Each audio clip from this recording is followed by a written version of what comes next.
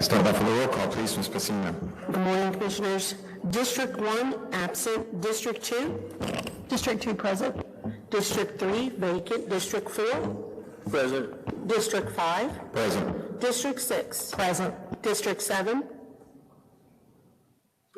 He's online.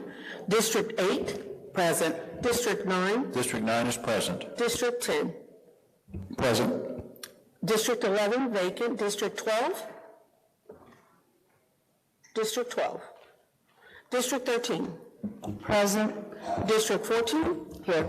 And place 15? I'm here. We have full quorum, sir. Thank you very much, Ms. Pacini. We do have a quorum. Good morning, Commissioners. Today is Thursday, September 1st, 2022, 9:21 a.m. My apologies, a little bit of technical difficulties that we hope to iron out before our hearing. Couple of quick announcements, Commissioners, for you and also for the public. Today's public hearing will begin at 1:30. But moving forward, we're going to make an adjustment, and beginning with our next hearing 2 weeks from today, on the 15th, we'll begin the public hearings at 12:30. So we'll begin an hour early, and we're also looking for ways to streamline the process, Commissioners, including possibly taking a look at our rules. And with that, for you folks online, the closed caption is available. For folks joining us who do not speak English, speak Spanish, si hay subtítulos disponibles para esta junta, puede prender esta función utilizando el botón marcado CC con las dos letras C en la parte abajo y a la derecha de su navegador de la WebEx. Pueden apretar en el CC para activar y desactivar la función. Puede elegir su idioma utilizando la fecha disponible junto al botón.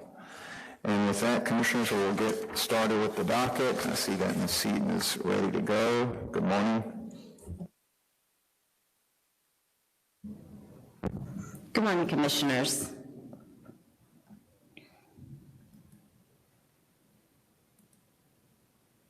Can you see my screen yet? Not yet.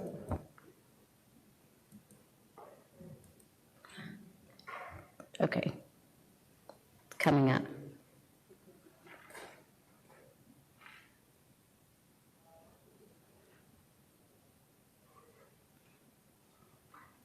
Okay, this is D212016. I think there's a time delay here.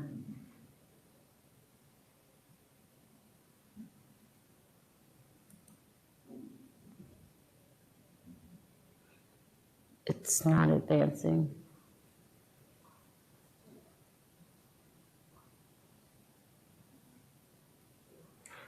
It's not advancing on my laptop.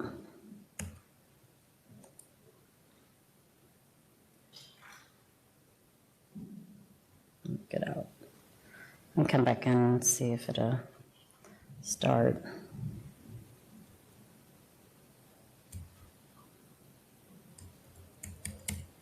It's not advancing on the laptop, Jason.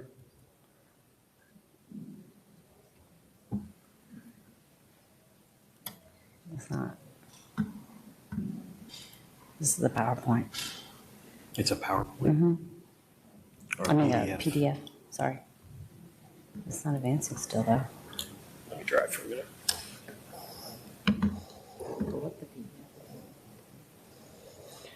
This is an issue. She's at the last slide. She needs to go to the first slide.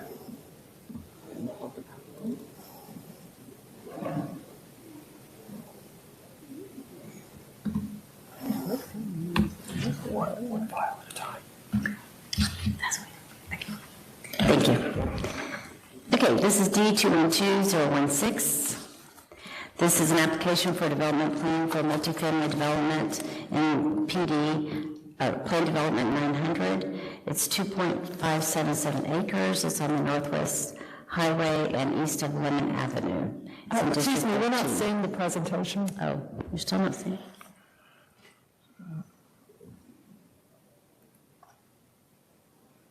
Let me go back. Yeah.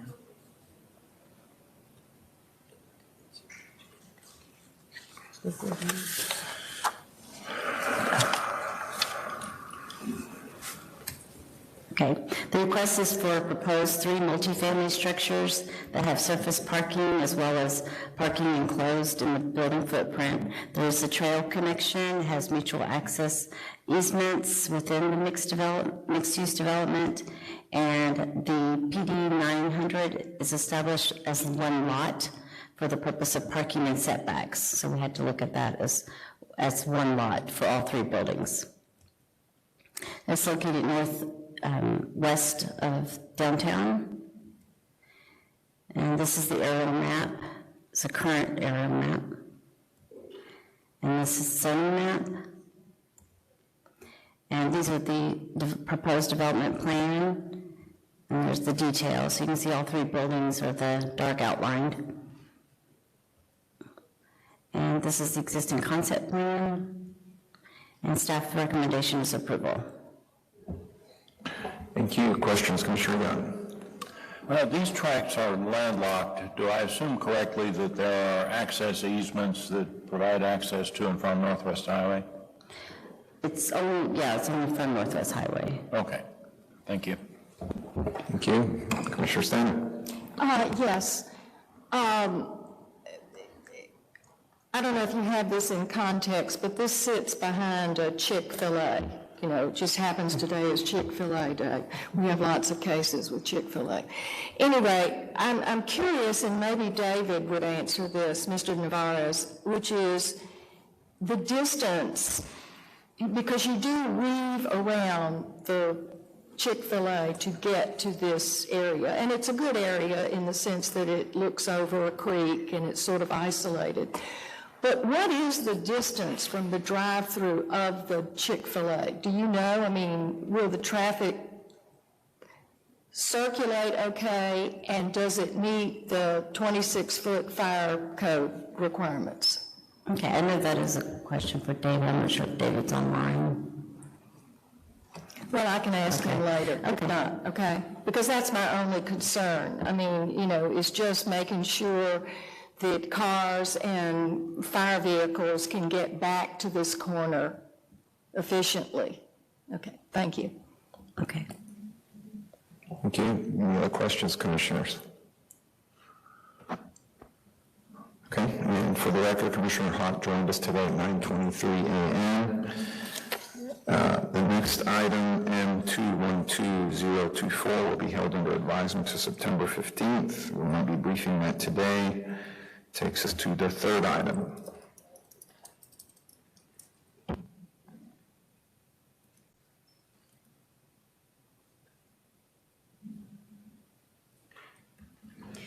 This is M212033.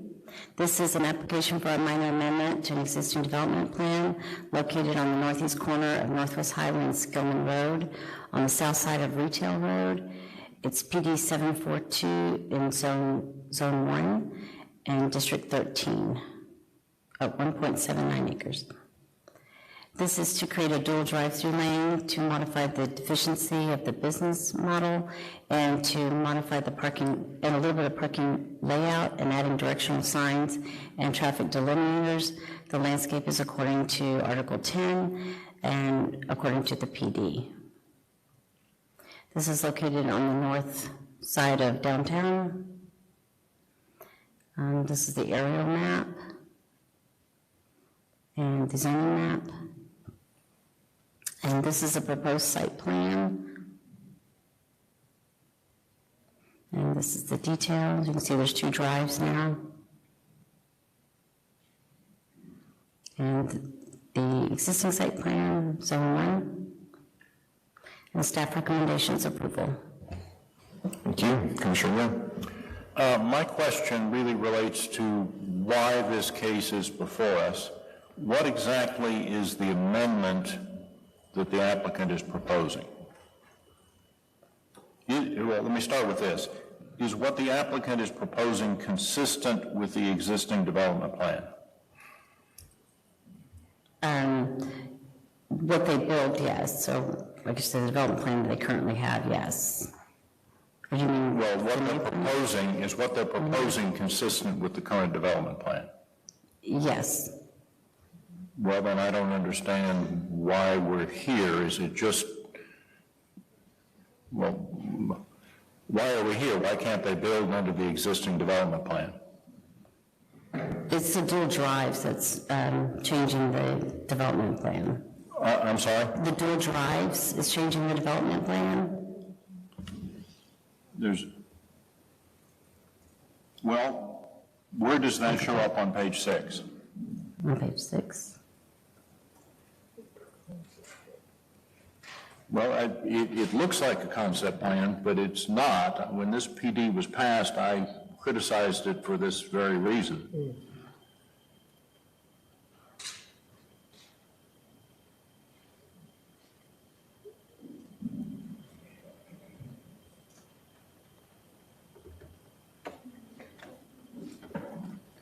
I mean, if the applicant wants to provide more specificity, I don't have a particular problem with that, but it seems to me they could pull a building permit under the existing development plan.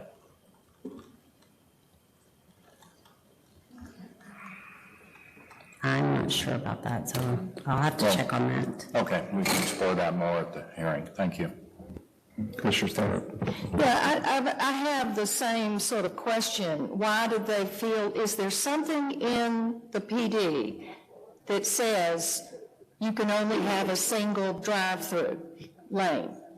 I mean, that's really what the question is. Why did they think they had to come with a minor amendment? And I think it would be helpful. What concerns me when we do these is I wish we had something of what is existing, that development plan, so we can compare it, what it is and what it's going to, instead of just what it's going to. It might be a lot more helpful to see the impacts visually if we had a comparison of the two. Does that make sense? Mm-hmm. Okay. Because it's very difficult to understand how this is going to impact from a visual standpoint. I will note, though, that this is internal to the retail. It is not external. It doesn't go into Northwest Highway in any way, correct? Correct. It's just when you turn into where the Sam's and Walmart is. Mm-hmm. Okay, thank you. Commissioner Young. Thank you. One follow-up on Commissioner Young's question. In our docket on page 6, the plan is noted as the existing development plan. However, it's titled as a concept plan. And there's both a concept plan and a development plan noted within the ordinance conditions. Okay, I'll have to look back to find out. Yeah, thank you. Thank you, Ms. Seaton. Thank you, Mr. Chair. Thank you. Any other questions on this item, commissioners? Okay, we'll keep moving.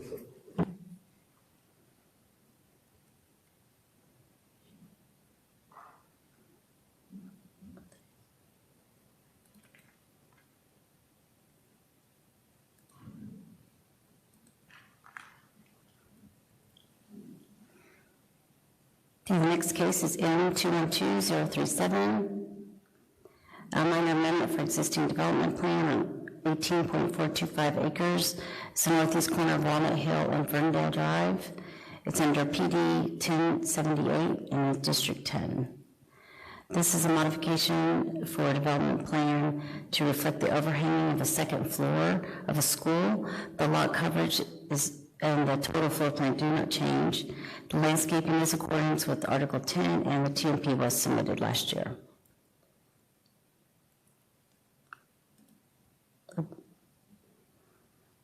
It's on the northeast side of Dallas. And this is the aerial map and the zoning map. And this is a proposed development plan. The applicant has to come to CPC again because on their development plan that they had submitted, they did not show the overhanging of the second floor. So that's the reason why they're coming back. When they were going for permits is the reason where this came about. So I went here about the red line version, so you can see what the overhanging would be, as well as the side view. And this is what the BI district wanted, the building inspection wanted to indicate.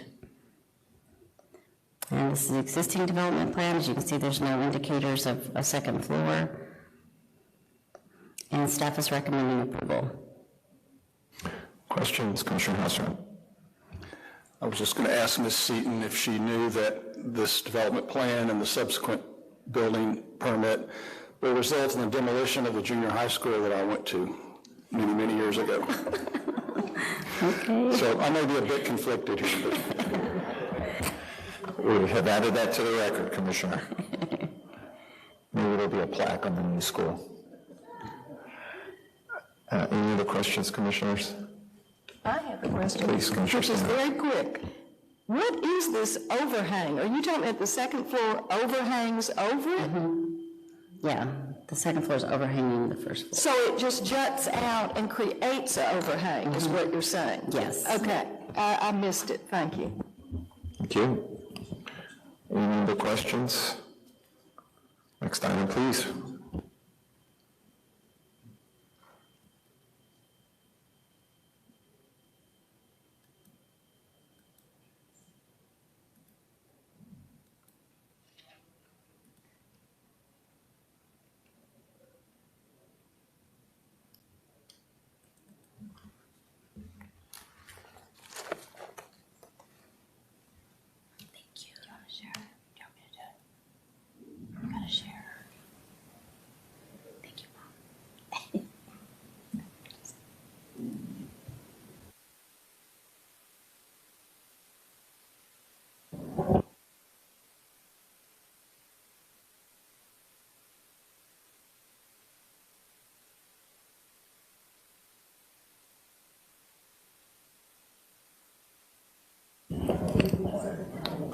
Good morning, Morning, Commissioners. Hi. Morning.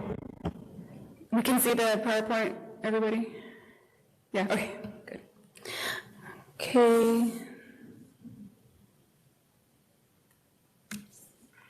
Trying to get to the next slide. The request is to amend an existing development plan on property zone Planned Development District number 2 and 6, located on the northeast corner of Noel Road and Southern Boulevard, approximately 2.78 acres. The applicant is requesting a minor amendment to the existing development plan to allow changes to the configuration of the townhouses on the southern portion of the property. The request consists of changing one 8-unit building into 2 4-unit buildings. The parking layout has also been slightly modified. However, the parking requirements are still being met. General location of PD 2 and 6. Zoning map. Aerial map. Okay, this is the proposed development plan, and I've circled the building that's being split in half. On July 11, 2019, City Council approved a zoning amendment to the development plan within PD 2 and 6 to retain the existing development layout on the southern half of the property, consisting of townhouse units, while amending the northern half of the property by replacing townhouse units with a 5-story multifamily structure. That is the existing development plan, which I will show you in the next couple of slides. And the proposed development plan enlarged. Again, here are the building unit, 2 buildings with 4 units each, so it's still 8 units total. In the existing development plan here, we can see the 8 units, but within 1 building. Staff is recommending approval. Questions? Thank you. Any questions on this item, Commissioners? Thank you. Okay, thank you very much. Thank you, Ms. Carrasco. Commissioners, we'll keep moving to our zoning consent agenda items. Items numbers 1 and 3 have been taken off consent. Beginning with case number 1, Z201242. We can speak now?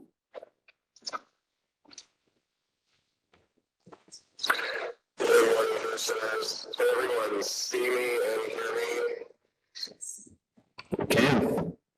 Okay, I'm excited. So that's the only case I have for you today is C201-242. I just want to take a minute and point out this is my last case of against the C201, and I'm pretty happy about that.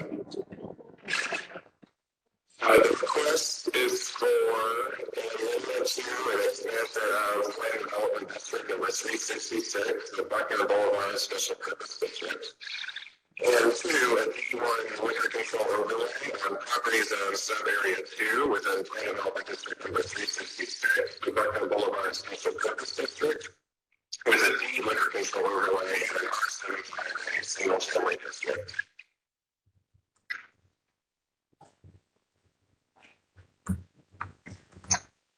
It is located at the southwest corner of South Buckner Boulevard and Glidden Road. It's 0.65 acre.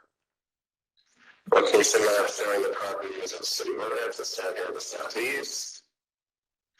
Aerial map with the area request outlined in blue. Zoning map with surrounding districts and land uses. So immediately east of the hard corner of this intersection is a fueling station under the existing subarea PD 366. East across Buckner is the general merchandise use. To the south along Buckner are office, restaurant, and dry cleaning uses. Immediately west is undeveloped property that would be the remaining R75A portion of this request. Also to the west and the south is a single-family neighborhood. And then to the north across the Brady Road are alternative financial establishment and general merchandise uses. So some background on this, the property is currently undeveloped with the exception of drive-up ice machine. The applicant proposes to develop the site with a restaurant with drive-out or drive-through service, as well as retail and office uses, and they'll also be relocating that ice machine elsewhere on the site. To accomplish this, they're requesting a new sub-area within PD number 366, comprised of property currently zoned sub-area 2 within PD 366, plus property currently zoned R75A district. And in a second, I'll have an exhibit that kind of shows that visually. The proposed sub-area will retain all existing conditions of sub-area 2 within PD 366. They're not proposing to deviate from those at all. They're also proposing some additional conditions for this new sub-area, so landscaping, hours of operation for the restaurant, and lighting that will provide some better compatibility buffering with the adjacent residential uses. The portion of the request area currently zoned sub-area 2 also has a D overlay, which prohibits entirely the sale of alcoholic beverages, which says on this portion of the request area. So for this portion, they're requesting a D1 overlay to allow the sale of alcoholic beverages subject to an SCP. Now, I do want to point out that with this request, the applicant is not requesting an actual SCP for the sale of alcoholic beverages at this time. They're just requesting to take the D overlay to a D1 overlay. Also, that any future requests for an SCP for the sale of alcoholic beverages would be a separate zoning application, so that would still come before this body. Starting the development plan a little bit earlier in the presentation, just to outline all these overlapping layers. So this is the development plan proposed with this sub-area by the applicant.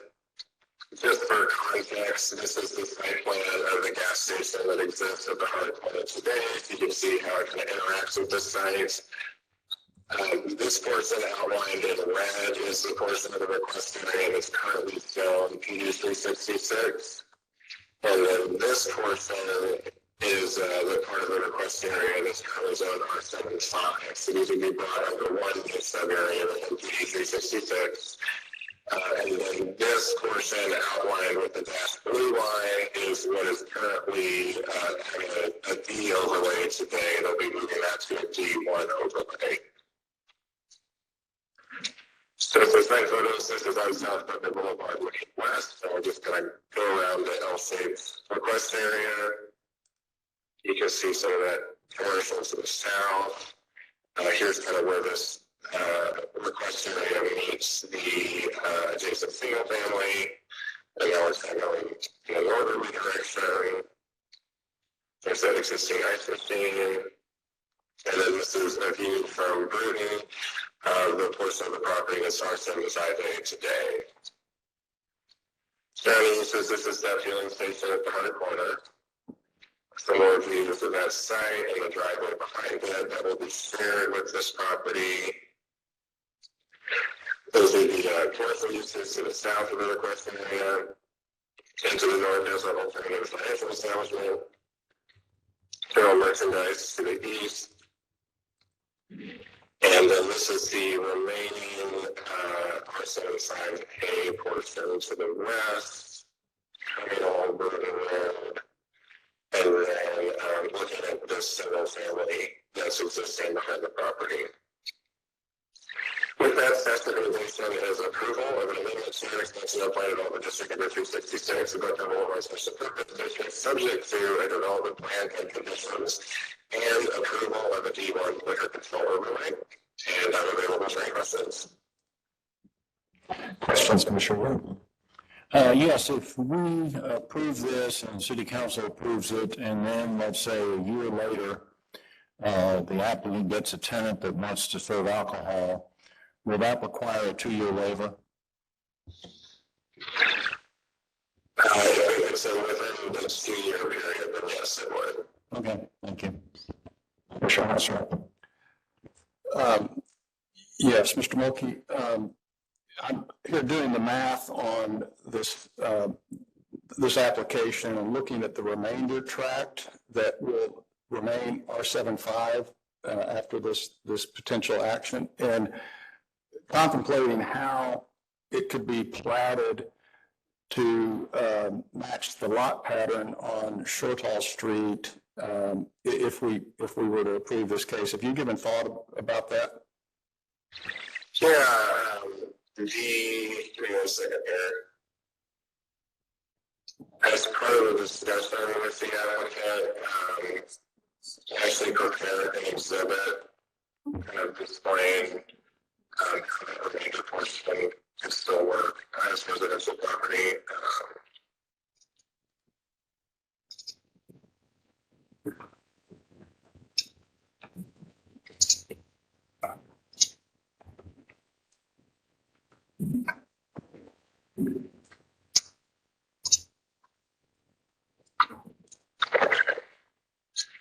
Yeah, so this area would be the gas station, this would be this new development.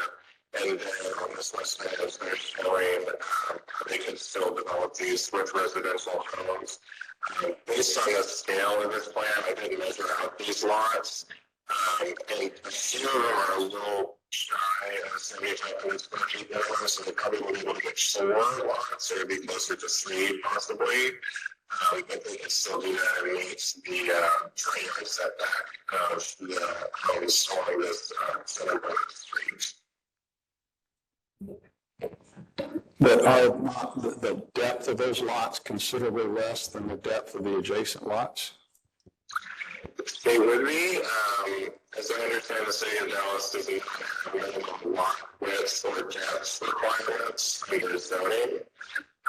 So that wouldn't be factored into consideration as how it would be considered by the subdivision team here at the city. I can't really speak to that.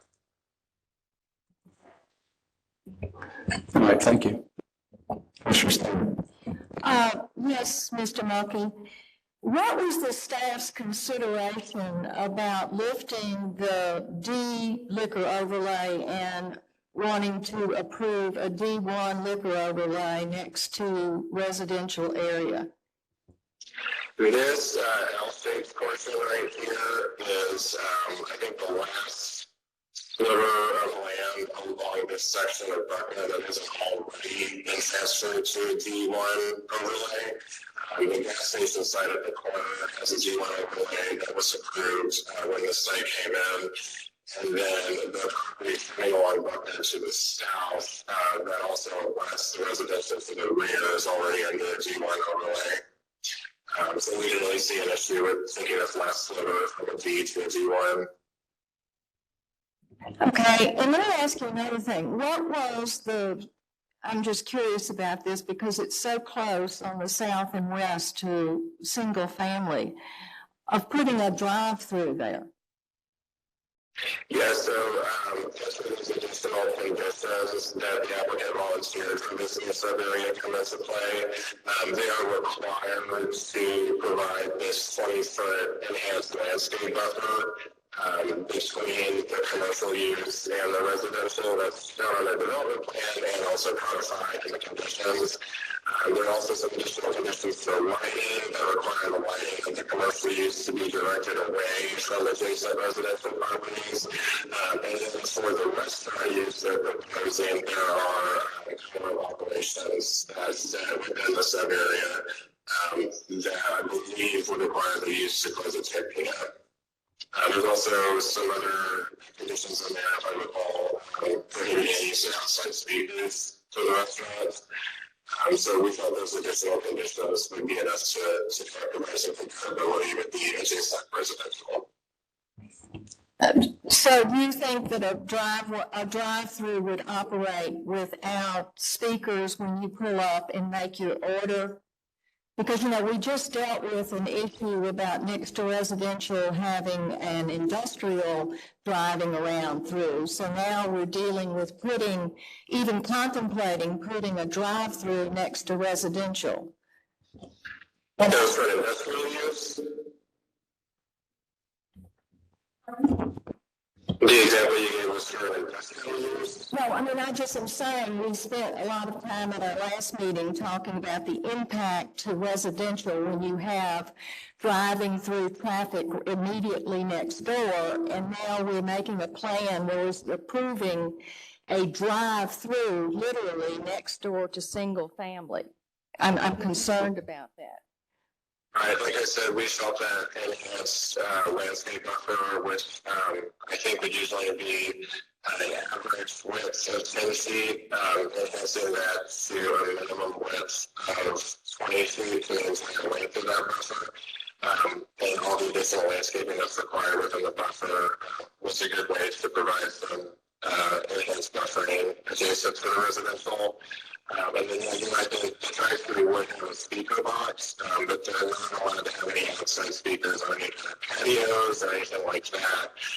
And then also the use has hours of operations with thinking how late it can stay open. So we felt that was adequate to address those concerns. Thank you, Mr. Murphy.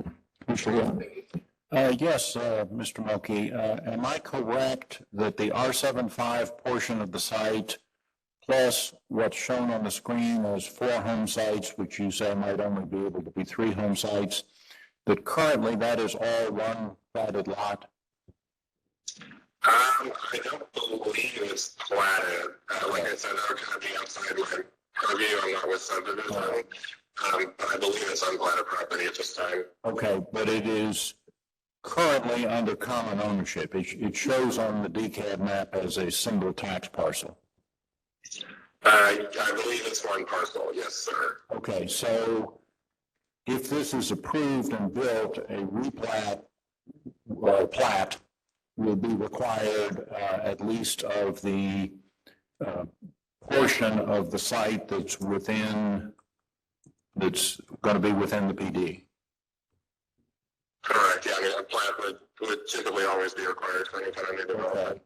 And if that hypothetically caused problems in the platting of the R75 to the west, because, as Commissioner Housewhite points out, it's of a lesser lot depth, that might or might not be a problem. We'll cross that bridge when we come to it. But if it were to be a problem, that would be a self-inflicted problem on the part of the current owner. I can't really confirm or deny that. Okay. Thank you. Sure. Thank you. One other thing, congratulations, this case has been taken off consent, so your record is still intact. Mr. Mulkey, I had a similar question, but was trying to understand how essentially what appear to be remainder parcels were created. So the existing site is developed. There's the sliver facing Buckner, there's the sliver facing Bruton Road.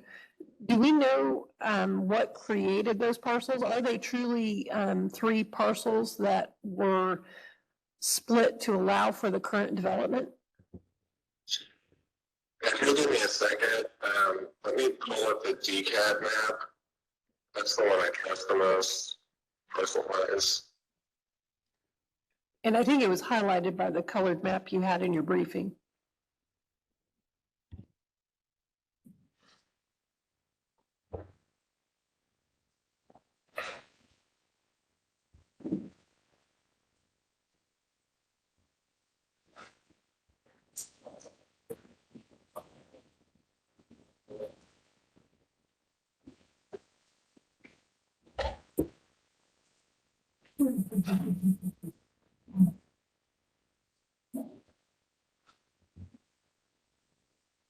It does appear to be one unified parcel. For some reason, I was thinking it was 2 or 3.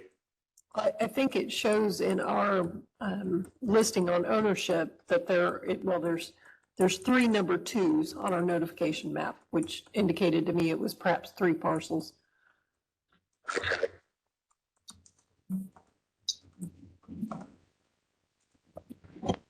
Well, that might be helpful. And again, I think when you go back to your colored map that you had included in our briefing, which again showed this green as the current PD designation, the yellow was the proposed R75. And then again, following up on Commissioner Housewright's question, but kind of from the other perspective, what created the 2 remainder lots, if you will, that we're trying to evaluate?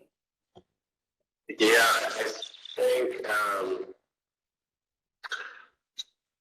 I think when this corner site was created, the consideration that we were creating this sort of oddly shaped remainder portion, I'm not sure if that was considered or not.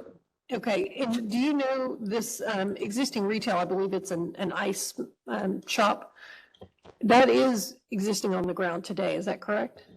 That's correct. Was it developed at roughly the same time as the adjacent convenience store?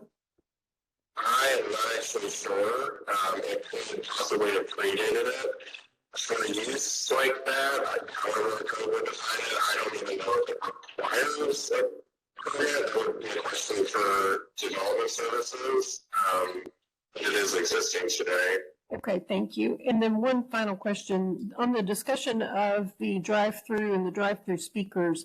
I know this has come up previously when we've had prohibitions on outdoor speakers. So do I understand that staff's analysis is that a drive-through restaurant speaker does not fall under the categorization of an outside speaker? I believe so. The incentives for outside speakers can refer to any kind of speakers that would be associated with like an outdoor patio for the restaurant, not for a speaker box for a drive-thru. Okay, well, thank you for that clarification. I know that's come up in my community a few times. Final question, do you know if there has been any community outreach on this request? And I'm happy to ask the applicant that as well. I was just wondering if you were aware. Yeah, since we're off consent, the request of the applicant. Throughout the review process, I did receive a petition that they circulated for neighboring property owners, showing that some of them were in support of the proposal. Okay, I'll ask the applicant about that. Thank you, Mr. Mulkey. Thank you. And Mr. Mulkey, can you go back to the other slide that showed the potential single-family lots? Sure.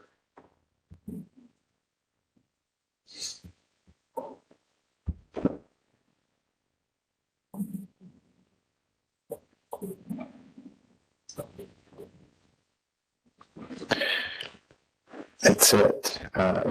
It's hard to tell, and let's go back to Commissioner Housewright's question, but if you zoom in there and go to the bottom of the south portion, can you see where the larger lot, where does there it is.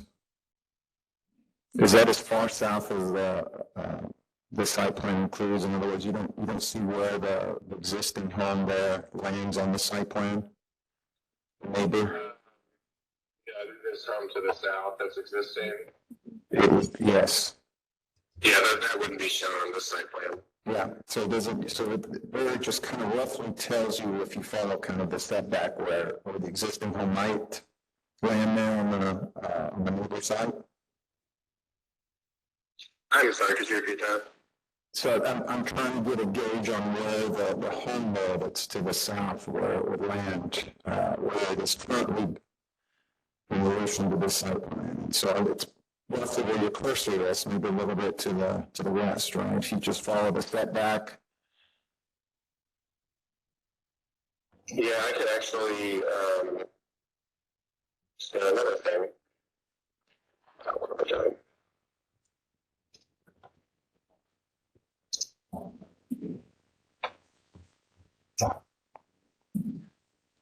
So this is back to that GCAD map with the aerial.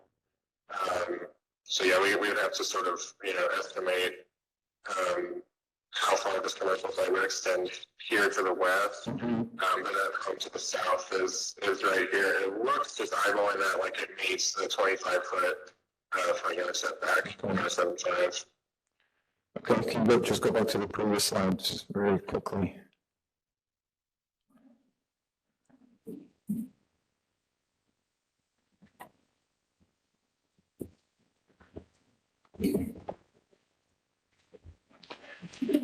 If you could just zoom out a little bit, and it's one of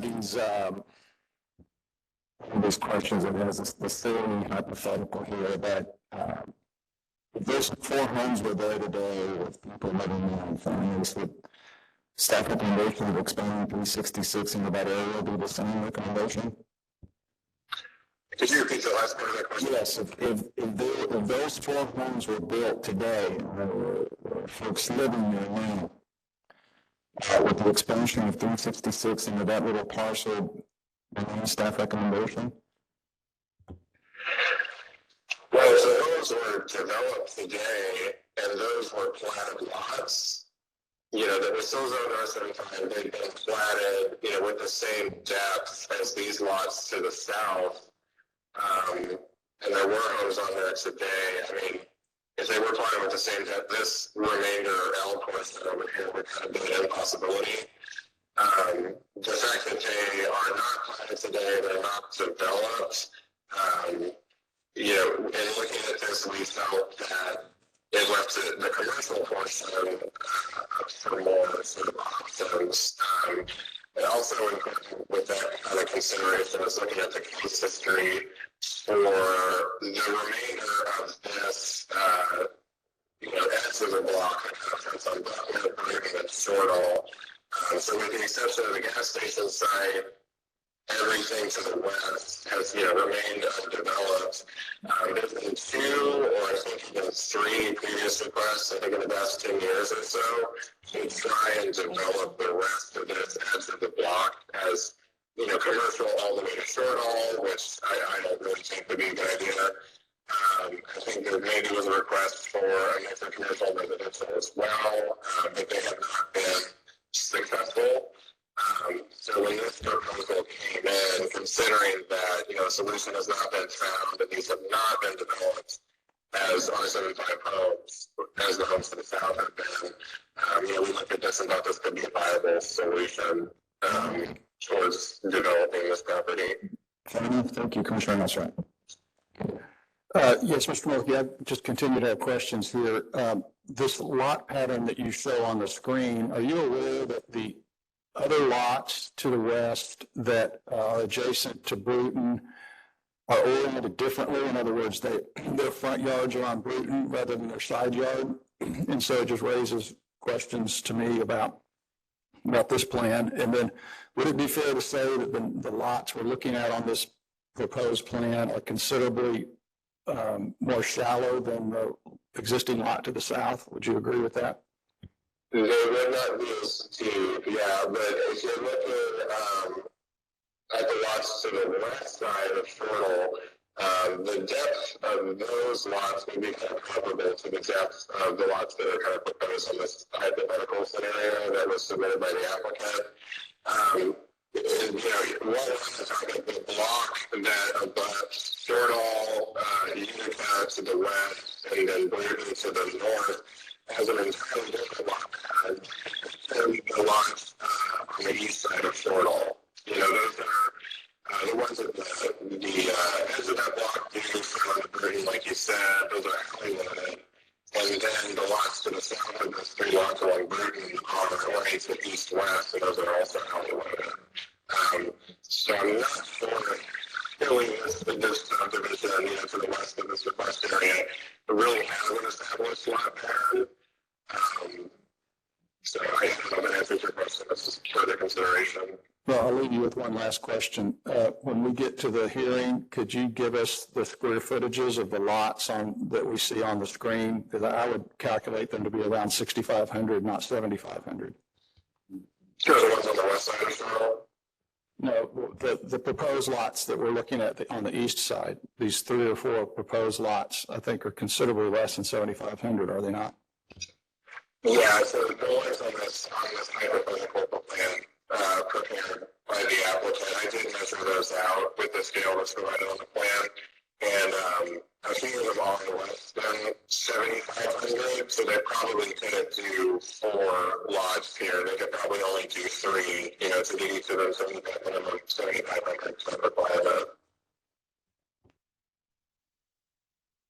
Any other questions, Commissioner Hampton, please? Just one follow-up on that point. So if we have lots that are facing onto Bruton that establish a block face, we have lots and houses that are developed facing onto Shortall that establish a block face. There are provisions, and I understand this may be the subdivision versus zoning, but there's provisions regarding continuity of the block face. Wouldn't that mean that potentially a future development would have to take that into consideration for the corner parcel? Yeah, so I'll answer that question as best I can, but with the caveat that I do not work on the subdivision team. This east side of Shortall, as I understand, would have an established block face where all homes would need to be set back 25 feet from the right-of-way. Like I said earlier, it looks, just eyeballing those existing homes to the south, that they do meet that 25-foot front setback minimum. So these would need to do that as well, and that's one of the things that the applicant is demonstrating with this exhibit, is that the homes are able to meet that 25-foot setback and still, have a developable home with a lot. And I'll just, again, perhaps follow up on Commissioner Housewright's questions about the variation to the established lot pattern, because it appears that if the depth changed in order to meet the minimum lot size for R75 zoning, it would then change the width of the lots as well, which I believe are 2 of the characteristics that are considered. Is that correct?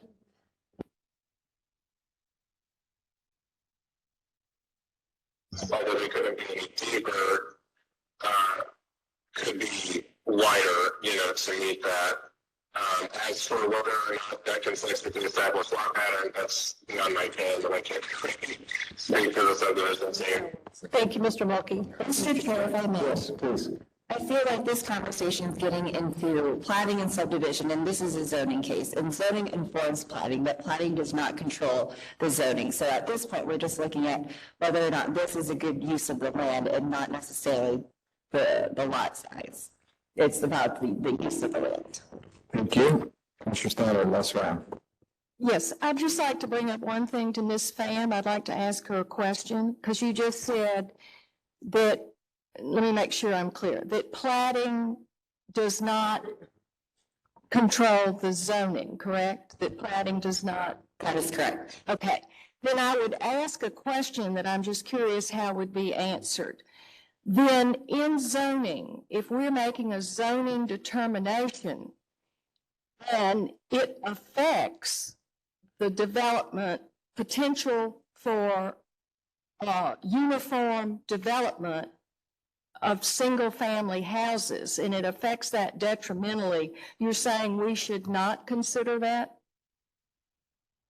Right, you're looking at whether or not this is a good use of land. If they have to come back and replat, that's something that they can do to conform to the zoning, but Okay, plating should not control the zoning. thank you. Thank you very much, Commissioners. Let's move on. Let's go back to our first agenda item. Today we have a special guest who's certainly no stranger to this chamber, our Dallas City Manager, T.C. Badnax.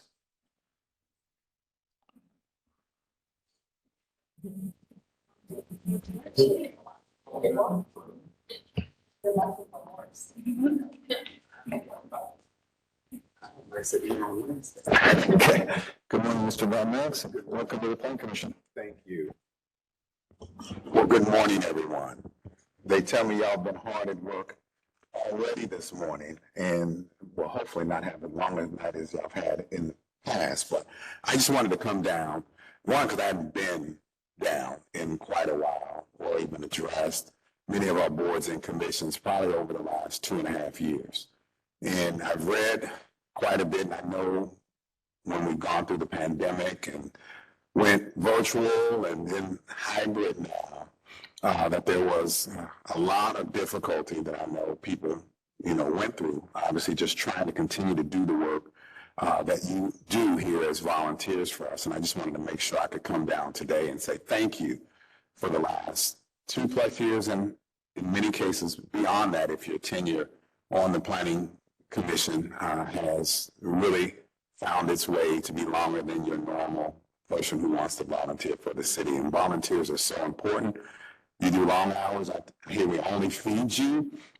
And I know that in some cases we probably didn't used to do that a long time ago, but I know you put out a lot of work, often read about in the paper, and people question maybe some of the decisions that come out of here. But I do know for sure that those decisions, as I'm sure, are in the best interest of the city as you see it, particularly given where you may reside and understanding the bigger picture of what we do here in the city. And I want to come down today and just say thank you, and then give you some ray of hope and some perspective on where we're going and how critical and pivotal your roles will be as we journey through what I believe is going to change and shape the future of this city, and that's Forward Dallas, and how we are hopeful to approach it with a different lens, as well as a perspective on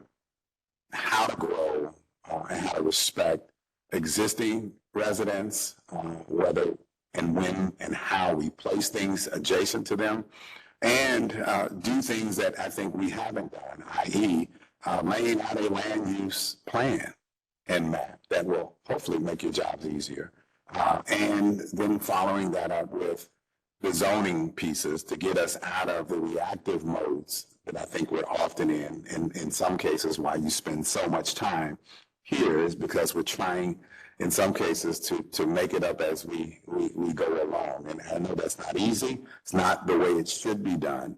And I have a commitment to our planning departments as well as our zoning staff to try to figure out how to make both their jobs and your job and roles easier, and actually make them more clear for our public so people understand what is going on in this city, and don't wake up one morning and are living next to something that they didn't ever expect to live next to. And so I just wanted to take this opportunity, and I know we're going through our budget process now. We're adding staff to support this commission and being more efficient, as well as the public, to help navigate our processes, adding another layer and a person related to zoning to assist the team here to speed many things along.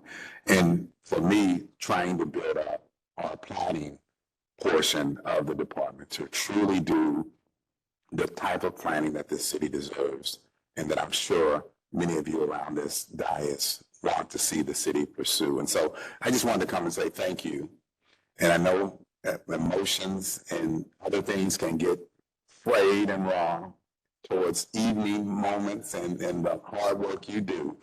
But just say, please hang in there with us. I know our staff enjoys what they do, and they enjoy working with you. And Julia and her team, under her leadership, I believe, is the right team to take us into the future when it comes to how we plan. And so I'm just looking forward to being more engaged and working and spending time when we begin many of our neighborhood planning efforts that I hope we'll do in much more frequent fashion, spending time with the community, better understanding where the rubber meets the road. So I just want to thank you and thank you and thank you. And if, again, you ever need me to show my face, which you probably won't, to help clarify anything that we're doing from a planning perspective that just doesn't seem like it's sitting well with what you think your roles are, please don't hesitate to reach out through Julia and or Majid, our guy, for our assistant city manager, and invite me to come and have a conversation with you. But again,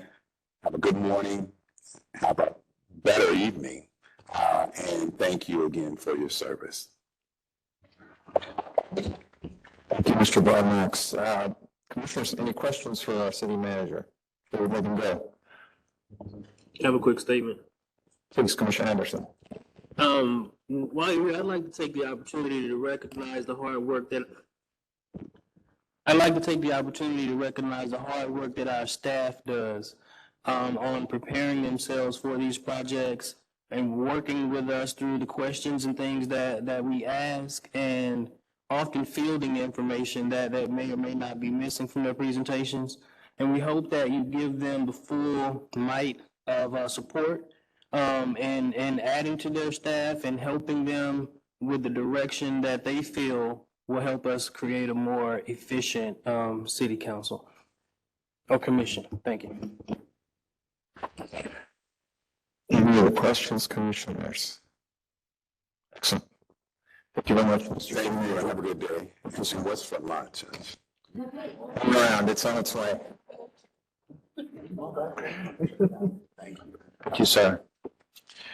Commissioners, right back to business. We'll go to case number 2, Z212225, and Ms. Aguirre is ready to go. Good morning. Good morning.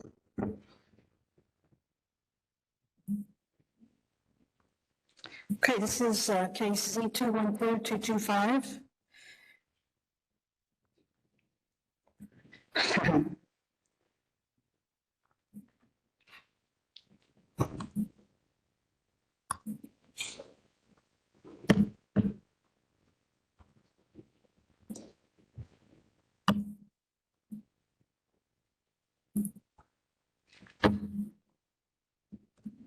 It is an application for a DA duplex district on property zoned R75A single family district on the north and south lines of an unimproved section of Highland Woods Drive north of Key Ridge Drive. Area is approximately 3.72 acres. Location map in the southern area of the city in District 8. Aerial map showing College Park, 5 Mill Creek to the north and west of the area of request. Paul Quinn College is actually about 1/3 of a mile to the southeast of the site, and you can see Urban Elementary School in the established single-family neighborhood to the south. Zoning map. Everything in the vicinity is zoned R75A with the exception of the property to the east and southeast, which is subarea B within PD 975. That subarea is specifically for Paul Quinn College. The request site is currently zoned R75A single family, and they're requesting a duplex district so that they can provide a duplex development on the 18 already platted lots in the area. And all of the lots meet the minimum lot size requirement, 6,000 square feet.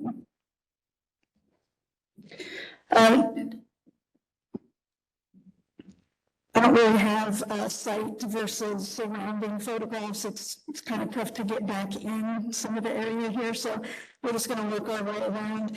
This is a view of the adjacent single family at the west terminus of Highland Ridge Drive. You can see the shared alleyway to the left of the photograph here. This is the existing alleyway. I mentioned in the case report that it is not used, it's not used for access to the single-family lots that back up onto that alley. And it looks like it's narrower than would typically be required. So I think that that's probably some of the improvements that are going to take place when development happens. Left terminus of the street, and then working our way around, this is a view to the west of the College Park undeveloped floodplain area. And then to the southwest, there is a neighborhood park. This is looking southeast along Key Ridge Drive, which backs up to the alleyway of the request site. And then we're over on the other end of the section of Highland Woods Drive, the east terminus. We've got 2 single-family properties on those corners, and then a little bit of undeveloped property adjacent to the area of request. And then working our way back up, there's the single-family neighborhood. We're looking back towards Key Ridge Drive. And then one other property that is at the corner of Key Ridge Drive and Bishop College Drive will share an alleyway with the homes on the request site. And just for reference, the lot layout is also provided in the case report. And then highlighted development standards, some differences. Obviously, the lot size requirements, the duplex use requires 6,000 square feet as opposed to 7,500 square feet required for the R75A district. Consequently, there's a bit of a difference in the lot coverage allowance, 45% for the R75A versus 60% for the duplex. And then there's a bit of a height increase as well for the duplex district, allows 36 feet as opposed to 30 feet in the R75A. But I will point out that there's quite a bit of topography here. So I think that difference in height will be not experienced as fully were this on level ground. So the duplex area is a little bit lower in elevation. And I don't expect you to be able to see this, but for illustration purposes, just showing you that all of the uses are exactly the same, with the exception of the duplex district adds the duplex use, but everything else is exactly the same as the uses already allowed in R75A. And with that, staff recommendation is approval. Any questions or comments? Thank you, Ms. All the members. Any questions for staff? Commissioner Hampton. Thank you, and thank you for the presentation. Are you aware if there was a community meeting or if there was any community review of this request? I believe there was, but I think it happened back when this was still a request for multifamily. I don't know if there's been one since then. Has there been? Commissioner Blair indicates there has been. Thank you. Yes. And am I correct, Mr. Chair? This is remaining on consent. Okay, thank you. Yeah. Commissioner Stannard, then we'll come to you, Commissioner. Sorry, Carpenter. I didn't know which one I was talking to. I forgot this is in his district. Just one question. Yeah, so, it's Commissioner Blair's. My question is this, I'm delighted that these duplexes would be in the Paul Quinn area. I know the area well. My only thing about when we do these 18 duplexes is there any requirement for a percentage of permeable surface? What I don't want to see is that you get a duplex and you get all this cement for pull-up cars. Is there anything that says there's got to be a certain amount of grass permeable surface? I know it's in a topography and a green area, but so there isn't generally in our development code. If they were to go in right now and develop these as single-family properties, which they're platted, they could go ahead and do what they have the zoning. There's nothing that really requires or says that they can't pave the entire property. And so there would be no difference then with the duplex zoning on that as well. okay, we're going to try to work on that, but anyway. I think Commissioner Carpenter was next, then I'll come to you, Commissioner Hampton. Okay. Yeah, my question has to do with maybe the policy behind staff's recommendation for approval, because what I'm seeing looking at this aerial map is a well-established single-family neighborhood. So I'm curious, is there a new policy that I'm not aware of that when we have undeveloped single-family or lots that are larger than, say, 6,000 square feet, are we going to see staff recommendation for denser development, approving denser development? And is there any concern that, this kind of goes along with some of the discussions we've had with WOCAP, that altering the pattern here for denser development for new construction could accelerate the gentrification process? I cannot, I don't think it would be appropriate for me to speak just broadly about. This may be a question for Ms. Udrea. Right. I can say with respect to this location in particular, it's uniquely situated at the northern edge of the single family. It's comparable in scale. It's a slight increase in density, and our comprehensive plan has a number of items which recommend a focus on providing a variety of housing types within walking distance of parks and schools and things like that, a variety of uses within walking distance of one another. And so in this particular case, there are no concerns along the lines that you mentioned, but more generally, I'm sure. Yeah, no, I concur with all of that, and it's not just about 1, 2 lots, it's an actual block, which is again something we'd like to see, so we're not like just isolating. And yes, a mixed use of housing types, we are aware we have a recently voted racial equity plan housing policy that require more housing and more housing types throughout the city. So I would say it's in line with that. Obviously, until we have a voted plan future land use map, we're going to have this discretionary decisions case by case as we do it in the zoning case. Thank you. Commissioner Hampton. Sorry, I just had one follow-up. I had not gotten through all of our reply packets yet, and I noticed that we did receive one reply in opposition on this request that was noting a question about the number of units. Do we know if the intent of this applicant is to develop duplex properties on the site? It allows duplex and single family. As far as I understand, the intent is to develop a duplex on each of the 18 lots. Okay, thank you. Commissioner Blair. Thank you. Ms. Algier, are you aware that there is a brand new park that's about a mile south of this development? It's a multi-acre park that's being developed right next to new multifamily?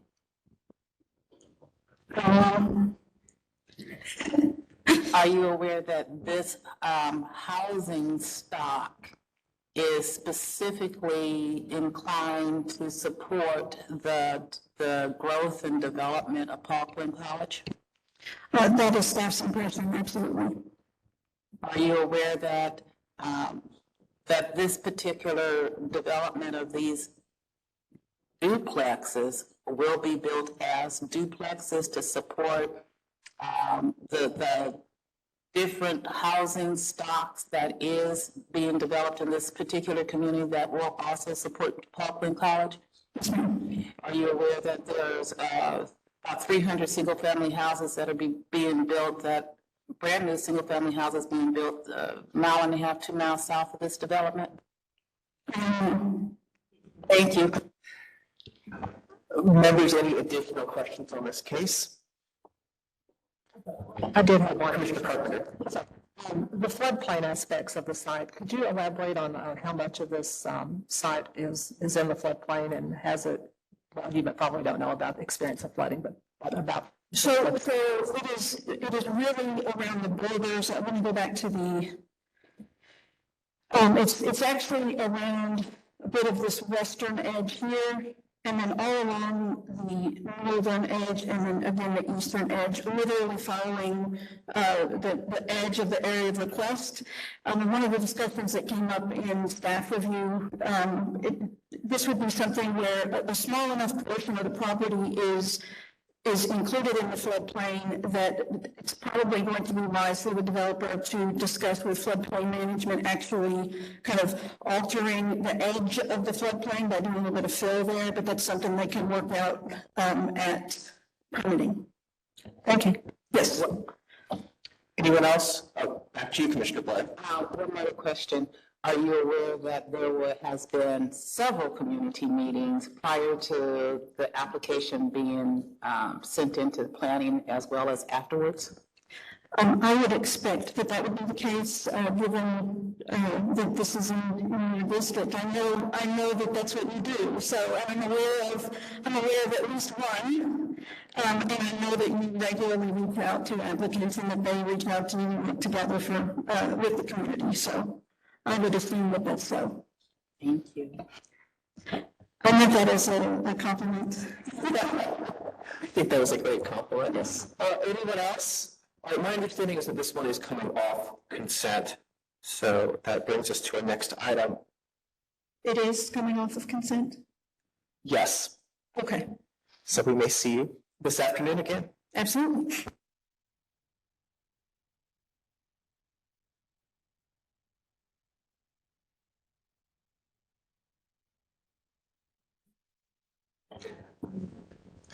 Mr. Aguilera, case number 3. Good afternoon, Mr. Chairman, members of the City Plan Commission. Can you second open up the presentation?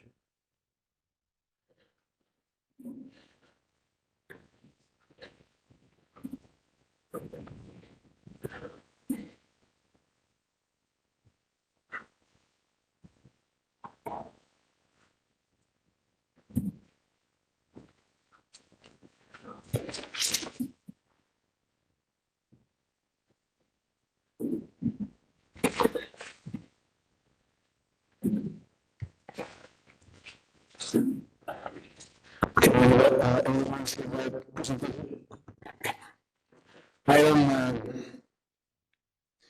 Item 3 is application Z212-242. It's an application for a specific use permit for the sale of alcoholic beverage in conjunction with general merchandise or food store 3,500 square feet or less on a property zone NS AB1 neighborhood service district with a D liquor control overlay. The purpose of the request is to allow for the sales of alcoholic beverage, again in conjunction with that food store 3,000 square feet or less. Here's the boundary of the city. The star represents approximately where the site is located at. Here's an aerial map that gives you a better perspective of what uses of land surround the property. If you see from the aerial plan, is the street or the site is located on a major thoroughfare street, which is Elm Road. It is adjacent to a church, a vacant lot that used to be an SUP for a childcare facility, I believe. My memory is not mistaken. And then to the north, there's the rear of a single family, or I should say, across the street, there's single family homes. Here's a better perspective. And then this particular site had a permit already, and the permit expired. If you take a look, the site is being renovated. There's a pizzeria at the end of the building closest to the church, and then the taco stand and the convenience store is being renewed. Here's a different view. And then here are the surrounding uses. You can see the church right there. I'm standing across the street. Here is looking west. Then I'm standing at the sidewalk for that particular business, looking north. And then here I am looking east. Here's the church. He's on Pleasant Drive, looking south. There's the pizzeria with the surrounding homes. And then here's the submitted site plan with the multi-use building for retail uses. And then the applicant is submitting conditions that they will adhere to. And staff is recommending approval for 2 years eligible to automatic renewals for additional 5-year period. This is what the previous permit, the previous SUP had, so that's why I'm using this. But staff feels that the surrounding uses are compatible to the proposed SUP. Any questions? Questions, Commissioner Young? Yes, the proposed SUP conditions say 5 years with 5-year renewals. Is that the applicant's version? Yes. But the staff's recommendation is a little bit different. Yes. 2 and 5. Yes. Thank you. Commissioner Hampton. Thank you. Mr. Aguilera, the staff recommendation is for 5-year automatic renewal. Is that typical? This is a new SUP, is that correct? So the site had a previously approved SUP for the liquor license, and that lapsed. It was not renewed. As you can see, the site is being worked on, and they're making some renovations to it. I believe that this was the reason why the site was not renewed. And what I did is to recommend the 2 years because is now considered a new renewal. So I'm just going with the tradition of making the recommendation for the permits. And thank you for that, because I thought I heard you say that in your briefing, and I may have overlooked it in the case report, but I don't see where it was noted that this had a prior SUP on the site. Did I overlook that? It should have been on the report. I have it on my presentation. I'll read this again a little bit more closely. And Yeah, right here. So there was on October 17, 2018, there was a permit to construct approximately 5,000 square foot retail shell building. And then during this time, I guess on August 26, 2020, the city approved the D1 liquor control overlay district, a specific use permit number 2344 for the sale of alcoholic beverage. And this permit is the one that expired. which year is that? I can't quite. 2344, But what year? 2019. 2019. Okay, thank you. And then within the SUP conditions that are proposed, it simply notes that it is a, let me get to it to read it correctly. Alcohol, for the sale of alcoholic beverages for off-premise consumption in conjunction with a general merchandise store of 3,500 square feet or less. Yes. But the existing suite is less than that, is that correct? Yes. And so would that mean that if this SUP were granted, that it would allow for an expansion of the current suite? Well, so the SUP, if you take a look at the site, so one side is for the retail, the other one is for like a taco grill restaurant, and then there's this bacon, and then there's another portion for the pizzeria that is currently operating. So the SUP, the common language says for an SUP with a retail store of 3,500 or less, then if they go above that mark, then they'll have to come back because that will be a different request. The more than 3,500, that's another level. And then there's one for 10,000. Well, let me try again then. And thank you for that, because that's my exact question. Yes. The existing request is less than 3,500 square feet. Correct. So would the request not typically state the square footage that's requested to reflect the suite or the location that is requested? In other words, there's the ability to expand from what is proposed. So I understand. I understand the question. So since I was assigned to work with to work for you, all my SUPs for liquor, they have all just stated the 3,500. Now the site plans have showed the site. So on this one, since it's like a retail a store, will only be allowed for that portion on that site. And so on the site plan that I'm looking at in our docket, it simply shows the whole building, which is listed at 4,674. At the time that I did the review, the understanding that I had is that it was only going to be on that side for where the suite for the grocery store will be, but the commission can recommend to provide a revised site plan with that portion, and I apologize at the time.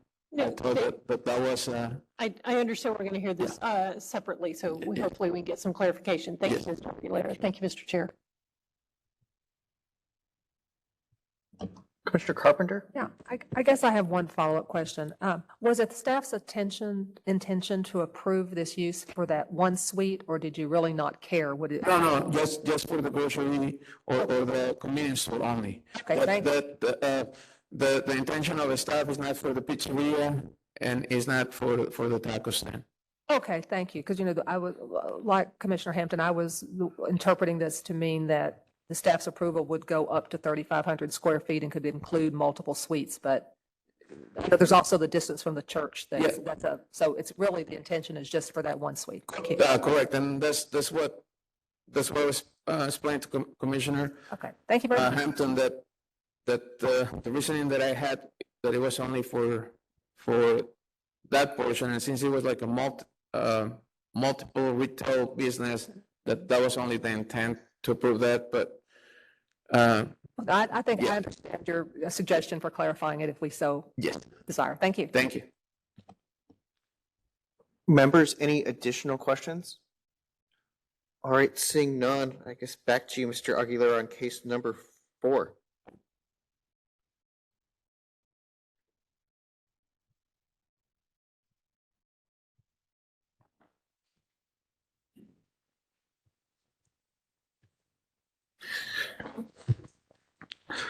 Item 4 is application Z212-243. It's an application for a specific use permit for a vehicle display, sales, and service use on a property within Sub-District 1 of a planned development district number 535, the CF Hog Special Purpose District number 3. The purpose of this request is for the operation of a vehicle display, sale, and service uses. If you take a look at the boundaries of the city of Dallas, is located south east, where the star is indicated. And then here is the aerial that gives you a better perspective of the land uses that surround the property. As you can see, to the east is a different municipality. However, the uses is a gas station, and the this particular site right here is one of those gas stations as well, but green energy. And then there's some residential uses in this portion to the north.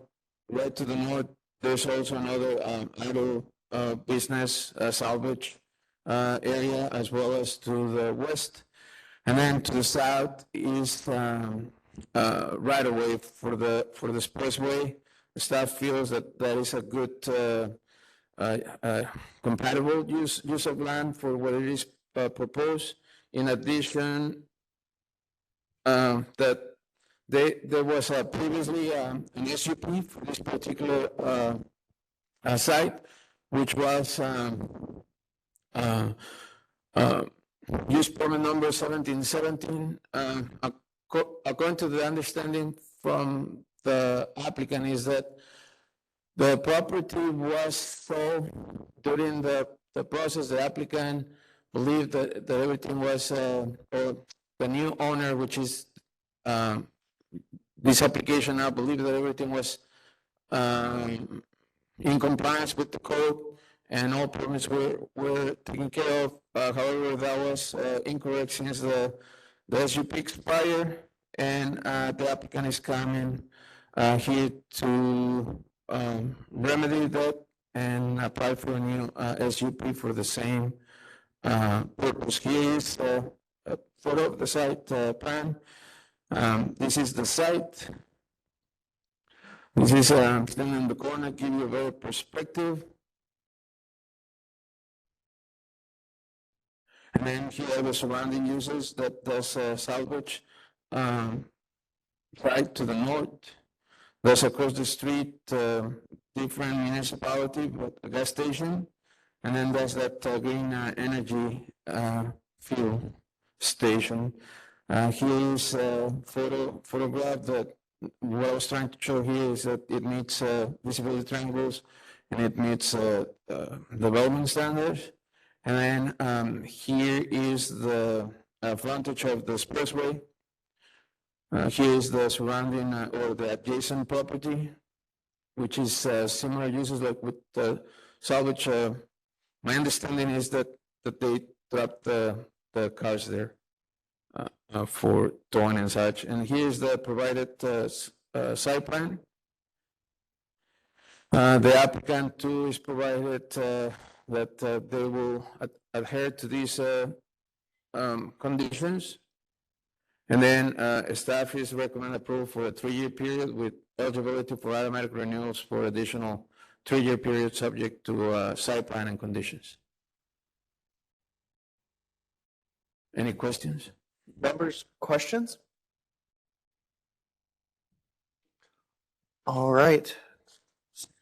None. Mr. Pepe?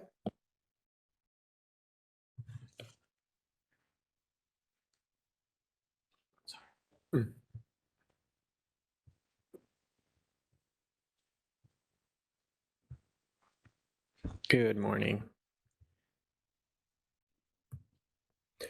Item number 5 is Z212245. This is an application to renew SUP number 2378 for the sale of alcoholic beverages in conjunction with the general merchandise or food store, 3,500 square feet or less on property zoned CR commercial retail with D1 liquor control overlay on the west corner of South Beltline and Seagoville Road, and it's about a half acre. That is its location. It's an aerial map of the surrounding area as well as the site, so it is built out facility at this time. So to the north there is retail, similarly granted an SUP for alcoholic sales in a convenience store, and then there's single family farther to the north, as well as undeveloped property, single family to the west, retail to the south. There's a grocery store with alcohol sales, and to the east there's an auto service center.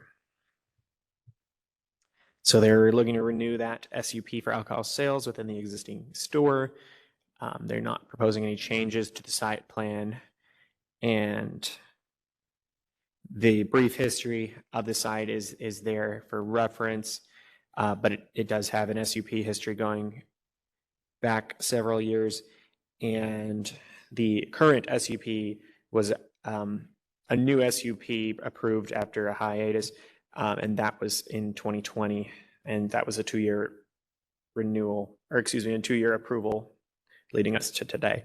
So this is the site plan as it stands, and they aren't proposing any changes, but you can pretty much see the building canopy for the gas station and appropriate parking. Here's our site. This is looking from Beltline Road towards the store. It's looking more north towards Seagoville Road. Then that's looking down Beltline to the southwest.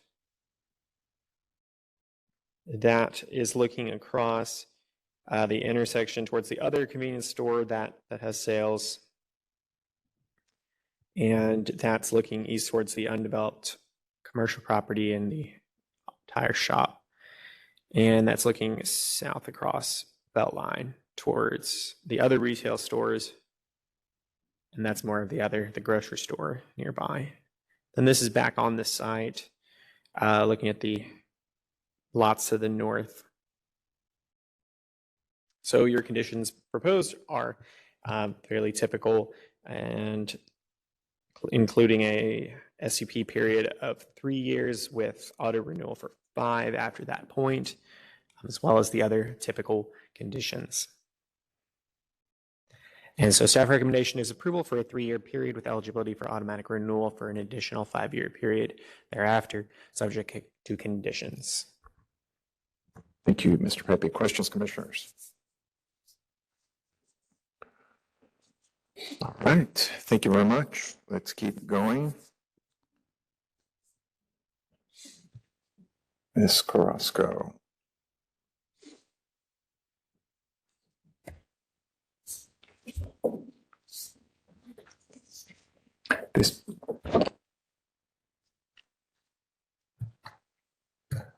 Ms. Carrasco, so my understanding is this has been briefed before? Yes. Okay, so maybe just give us some updates, if any.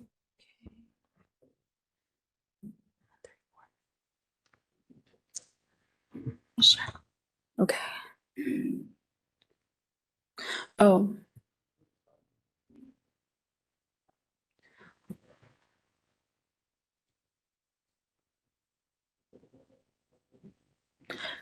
So this is a PDF, not a PowerPoint, so I'm not really sure. I just share it. Okay, so I'm just gonna go through the pages. So yes, this case has been under advisement a couple times already. So I'm just gonna update you guys on the latest. This is an application for the renewal of and amendment to specific use permit number 2170 for an open enrollment charter school use on property zoned RR Regional Retail District, north of West Camp Wisdom Road and west of Interstate 35, approximately 19 acres. Okay, so on November 18th, 2020, the applicant filed an application for automatic renewal of the SUP. This was past the date to file for automatic renewal. However, it was accepted. At the beginning of the pandemic, state of emergency regulations were issued regarding a halt on action for certain applications, allowing for extension of required filing dates. So there was a stop clock during COVID that allowed the late application to be accepted. It was during review of the application, staff found that no annual updates of the traffic study had been submitted as required per the SUP conditions, and the site did not align with the originally approved SUP site plan. Modifications had been made to the site that consisted of construction of a fence and a change in the parking layout. This item was held under advisement until the start of the current school year to allow the applicant time to address existing traffic issues, meet with the community and amend their TMP to provide solutions that will allow the school to complement the surrounding uses and not be detrimental to the public health, safety, or general welfare. The This is south of downtown at Camp Wisdom, Uplift Prep. The amended site plan. And I have the amended site plan next to the original one. They installed a new gate and fence here, and I highlighted where the parking layout was changed. Okay. So on July 29th, an updated TMP was submitted, and the transportation engineer reviewed and approved the updated TMP. On August 31st, this past Monday, the traffic engineering department requested a revision to the section titled circulation on page 4 of this TMP.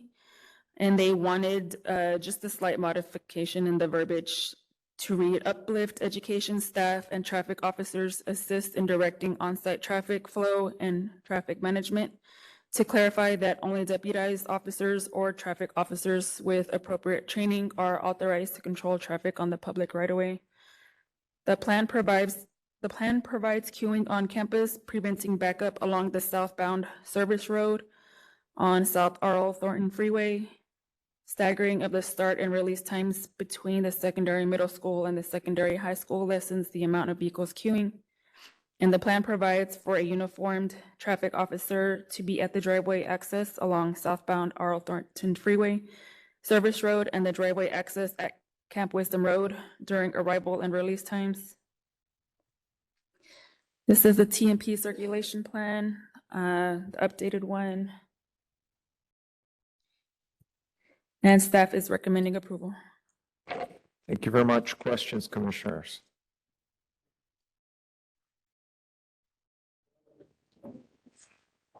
Any questions on this item? Commissioner Young. Yes, with respect to the gate leading onto the service road, is that proposed to be in its current configuration? Yes. The existing site plan, it looks to me like it just has a gate parallel to the service road, but in fact, on the ground, they have a gate 90 degrees to the service road. Which are they proposing? So they actually installed the gate. The revised site plan here, it was revised because they installed the site plan without going through the amendment process. That's why the request is to renew the SCP and amend.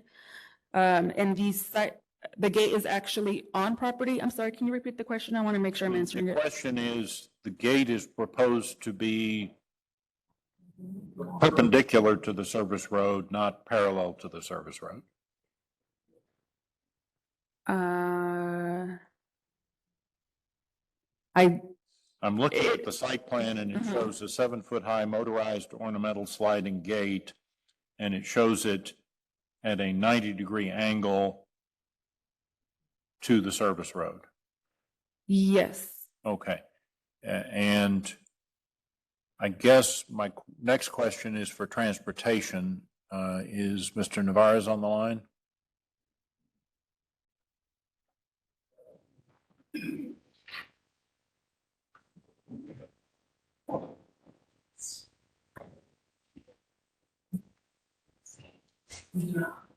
All right, I'll ask it at the hearing. Thank you.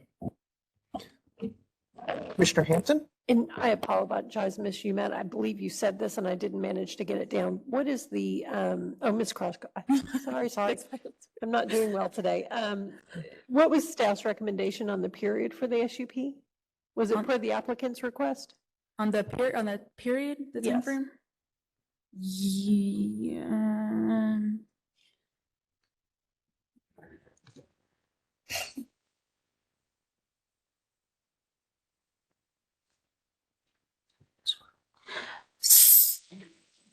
So it was per the original.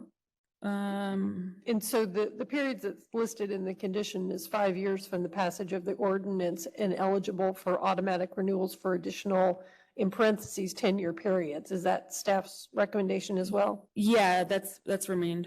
It Okay, hasn't changed. thank you. Commissioner Blair. Ms. Carrasco. It's all you. Are you aware that my recommendation, well, my request to staff was to change that recommendation to just a 2-year renewal with no automatic renewals? No, I wasn't aware of that. Thank you. Anyone else? All right. Back to you, Ms. Carrasco, on case number 7. It looks like, do we need that brief today, Commissioner Carpenter? No, we don't. It's under advisement. Great. All right, let's take a break. 15 minutes so we can sort out some technology issues. So we'll see everyone back at 11:15 a.m.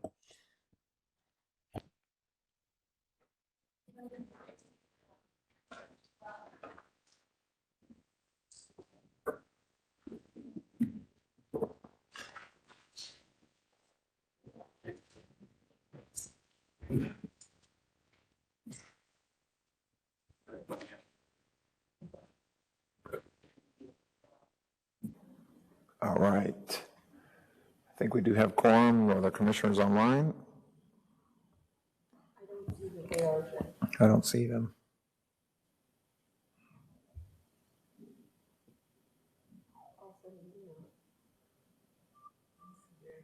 Okay. Perfect. Excellent. It is 11:36 a.m. Commissioners, we're back on the record. We'll keep moving to case number 8, Z212217, and Mr. Pepe.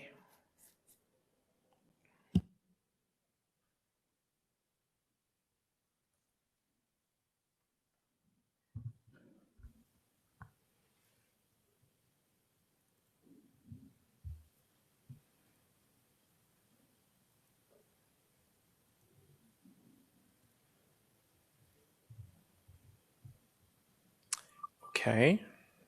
This is Z212217.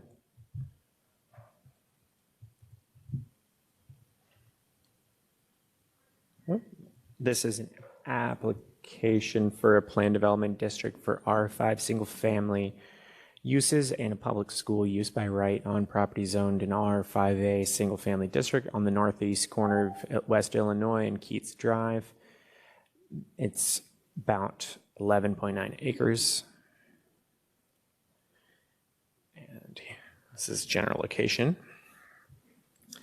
This is the school as it exists today on the grounds north of Illinois Avenue, adjacent to the park, and Keats Avenue on the west side of it. Most of the school is in the northwest corner of the property right now.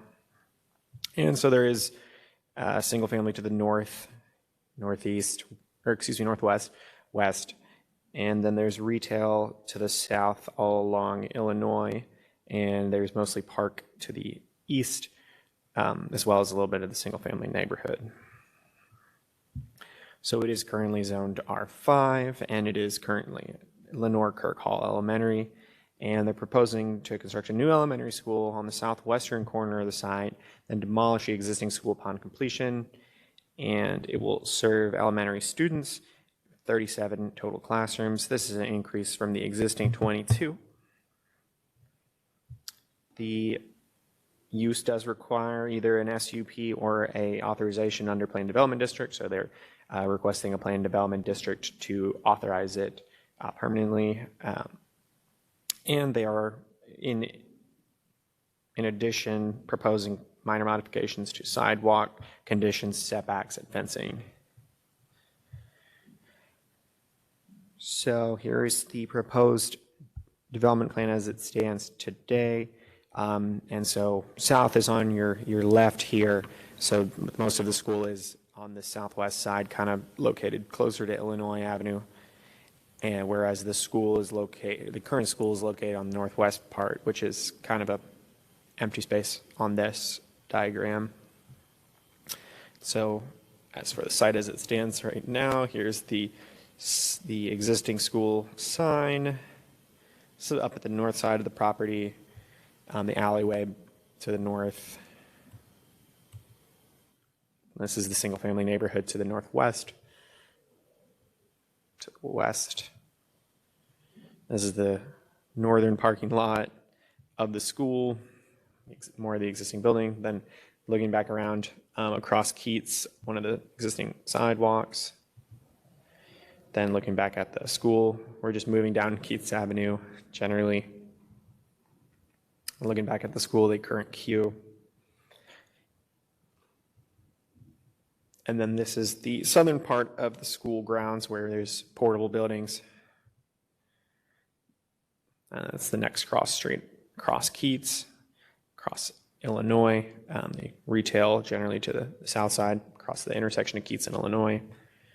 And then looking northeast towards the property itself. Kind of imagine this is where the main massing of the school will be, right along this section.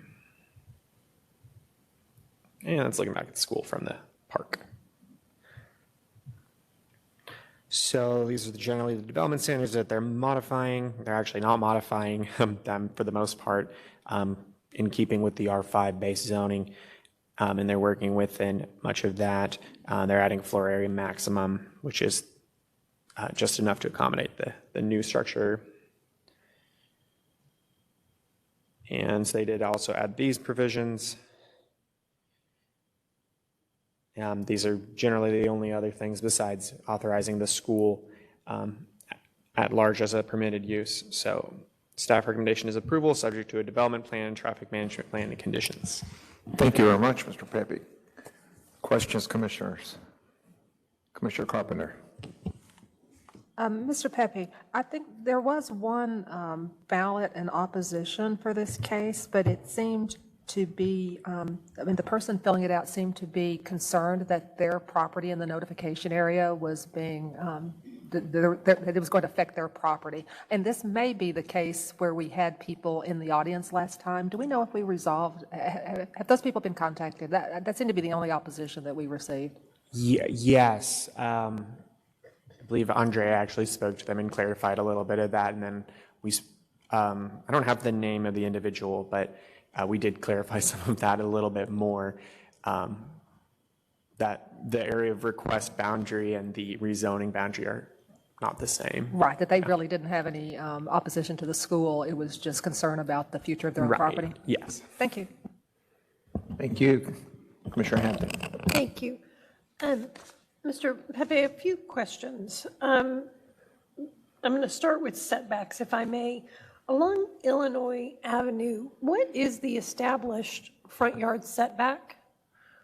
And is it consistent with what's proposed? It appears when you look at the aerial that the new structure will be a bit forward of the established block face. Was that anything that staff had considered? Let's go see. So do you mean the established block face of the school, or of, as it exists today, or of the street itself? The So street? Not specific. The school currently is obviously well set back. There's a lawn that, essentially gives a presence on Illinois, but then you've got the residential that's adjacent to it, and I think this is continuing that same 25 feet, but I just wanted to make sure I understood that. Yes. So let me pull up the development plan. So they're in keeping with the, I was trying to zoom, they're in keeping with the existing 25 that would be called for a single family front setback. And was there any consideration that this is obviously going to be a much longer continuous building frontage than you would have with the rhythm of the single family houses? Would that indicate that anything greater, and I think the development plan may actually be over the minimum? Was that anything that was considered? The minimum of what? Front yard setback? Yeah, so it's additional. It is at that. Okay, I'm sorry. I thought It when I is an looked at it- additional setback.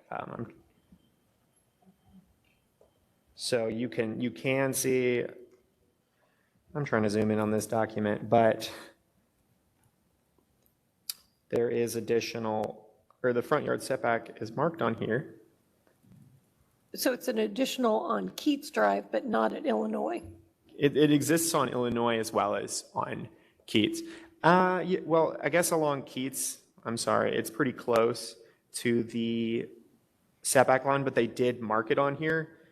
This copy, you see a dashed line along there. Yes. They're right at 25 on Illinois, and then they're fairly far behind 25 on Keats. For the front portion For of the it? front Okay, setback. so staff didn't have any concerns or feel like that was something that should be a consideration in how the building was sited and what the appropriate setbacks? No, not with this development plan, no. Okay, and then also related to that, the standards simply state that parking is allowed in the yard, which I think would really cover whether it's front yard, side yard, rear yard. And as I understood it, it was specific to the transition between the existing structure allowing the new construction. That's not typical in residential districts. It is allowed in some multifamily in some of our other districts, but was there any concern about compatibility in preserving that presentation within the community? You're talking about the Allowing parking within the setback? allowable parking, yes. So I understood that was potentially to accommodate it on the side where it currently exists. So, because that's not the case with the development plan, the new development plan. It's more the case with the Current condition. with the current condition where they're actually pretty close up to the, you can see it here. So I guess this would be a side setback where you're looking at here, and it's currently built out as such.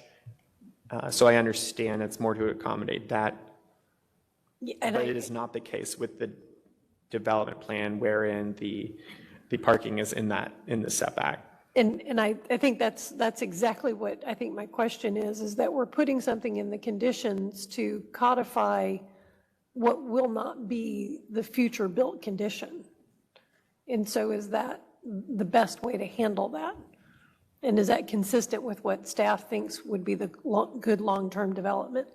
That's true. You could qualify it with a time period or something to that effect. I mean, we did that with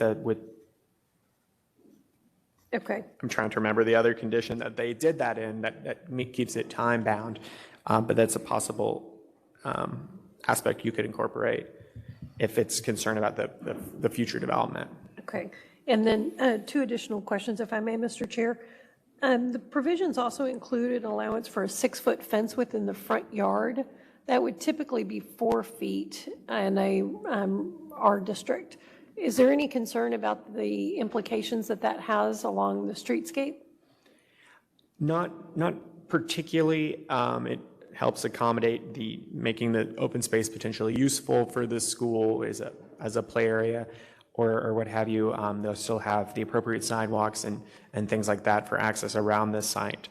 But I don't see that as a particular issue in that it allows those areas to be used potentially for the school and the children. Was there any consideration of including an additional planting area or something that, I know we use that in some of our other districts that help essentially mitigate that encroachment into the public realm while still allowing for what would be a needed function for the school?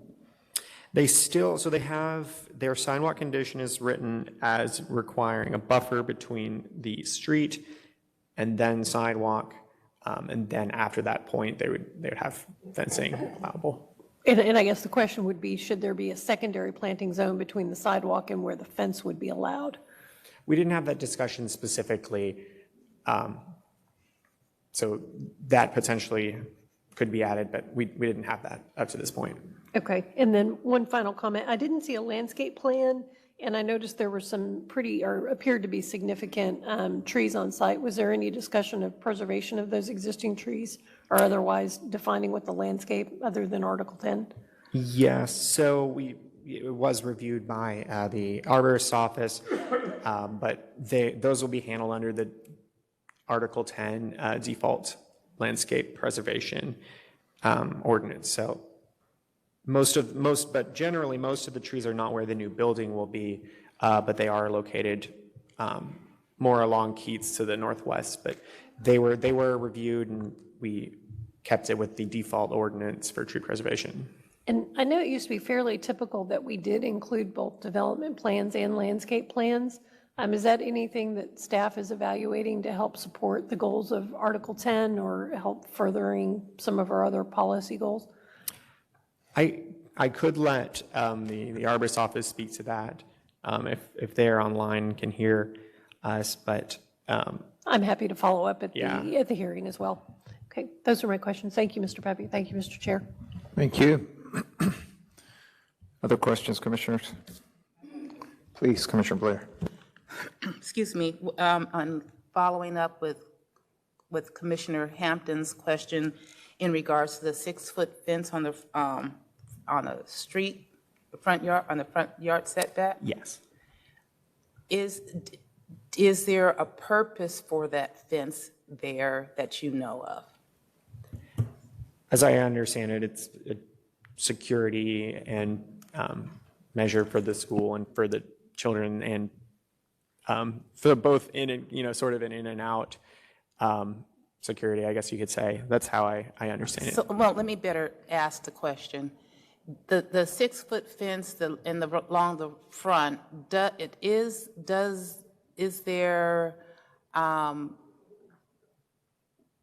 does it protect or define children's play area, or does it just define the school and it's a fencing around the front of the school? I don't know the answer to that, but they might be able to answer where they're going. I'll to ask it put thank you. Thank you, Commissioner. Commissioner Carpenter, please. Yes, Mr. Pepe. Regarding the fence that would be allowed to be 6 feet tall in the yards, was there any was the intention to allow that to be a solid fence, or is it supposed to be an open fence? I understand it's intended to be an open fence. So, but to ensure that it was open, would we need to amend the language to say that? Currently, it says an open fence with a maximum height of 6 foot is allowed in the front yard. Okay, thank you. Typically, that open is a clear interpretation. I for all apologize, I permanent code. overlooked that. No problem. I was reading this document this week with a foster puppy in my lap, and and it was a considerable challenge. I did have a question about the permission for lights to be 30 feet tall. Was there any concern about that height? So they still are bound to the city requirements that generally mitigate lighting and its directionality. So they're still bound by that in their engineering phase. It allows potentially some height, but it doesn't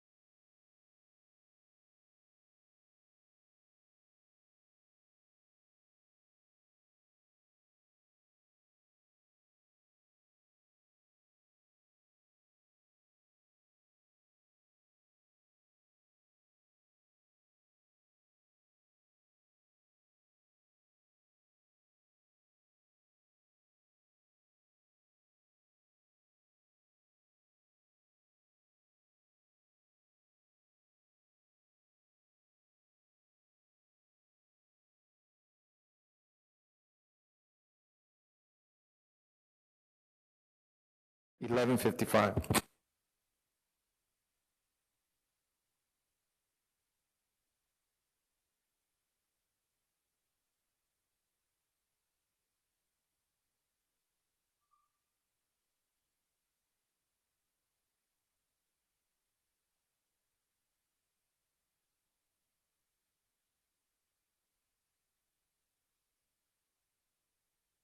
Commissioner Van, can you hear us?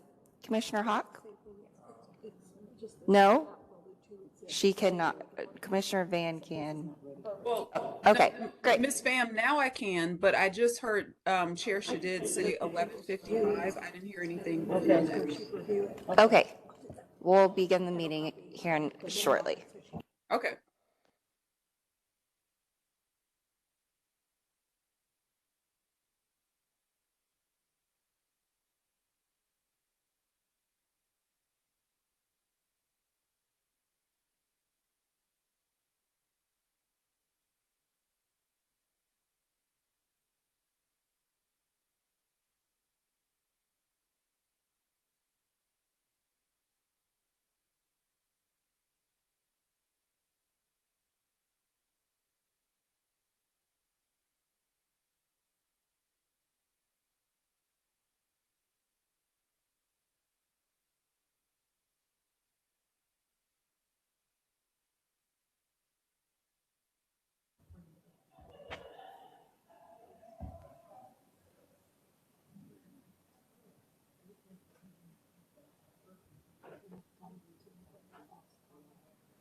Five commissioners, we're back on the record.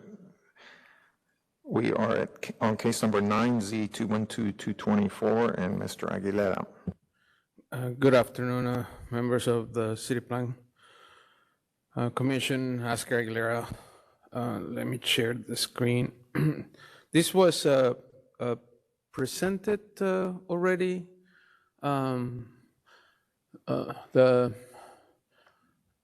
The City Plan Commission called the case over to have the applicant have a meeting with the community. We were discussing, I don't think it's been briefed. I didn't remember it being briefed, but. Okay, I will go ahead and. Please. A brief briefing. A brief.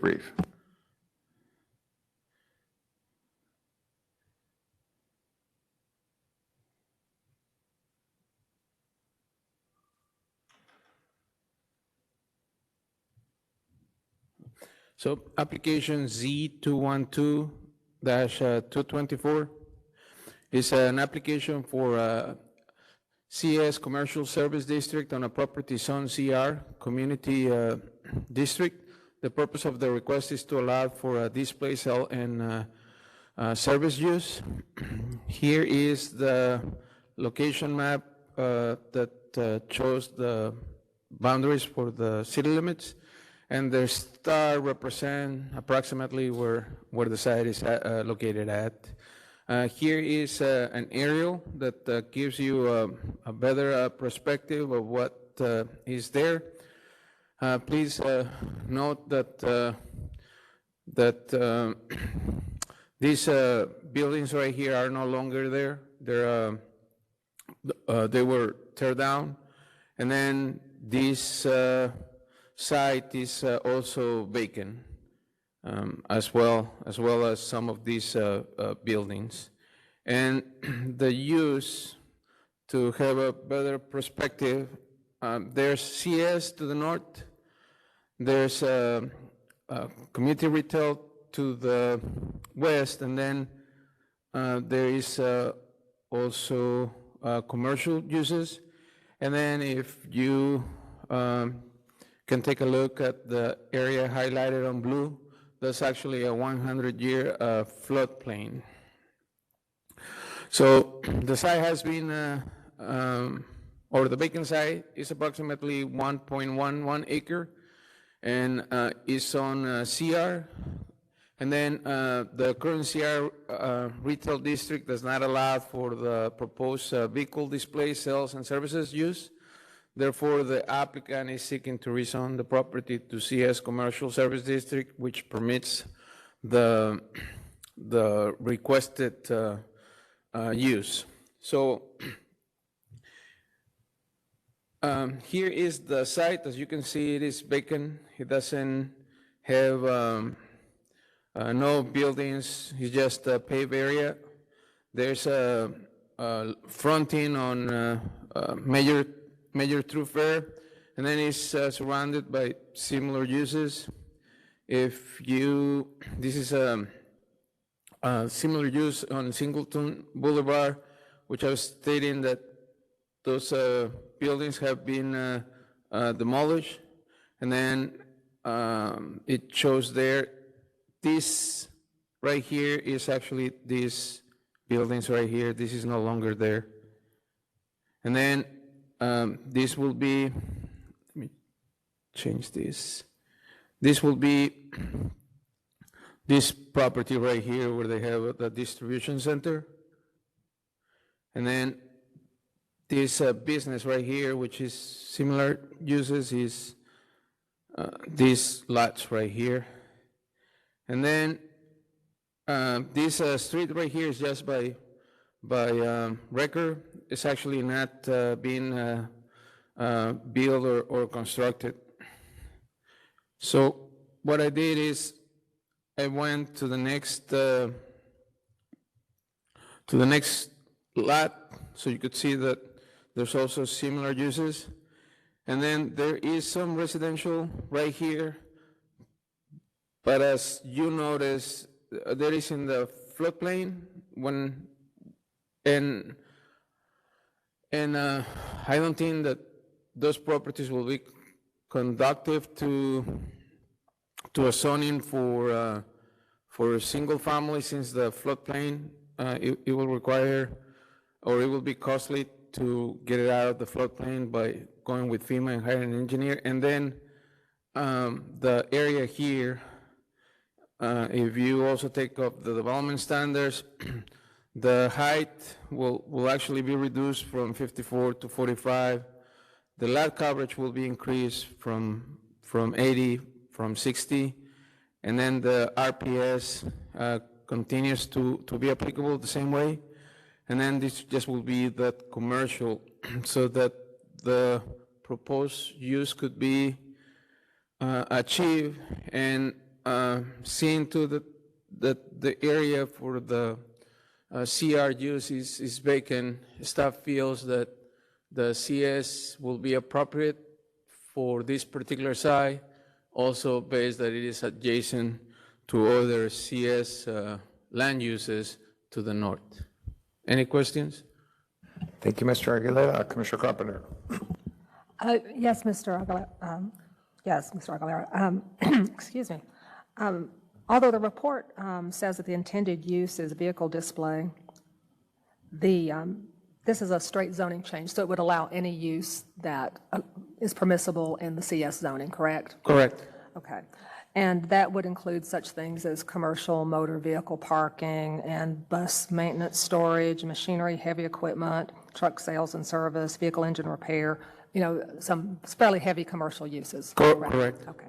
I'm sorry I have to ask this, are you aware, but are you aware we did have a community meeting? Correct. And at the meeting, the applicant was considerably less firm about what their intentions were for the project, because the applicant's representative was saying that it could possibly be vehicle display, it could be motor vehicle repair, or they might just sell the property altogether. So this is purely a straight zoning change, correct? Correct. All right, thank you.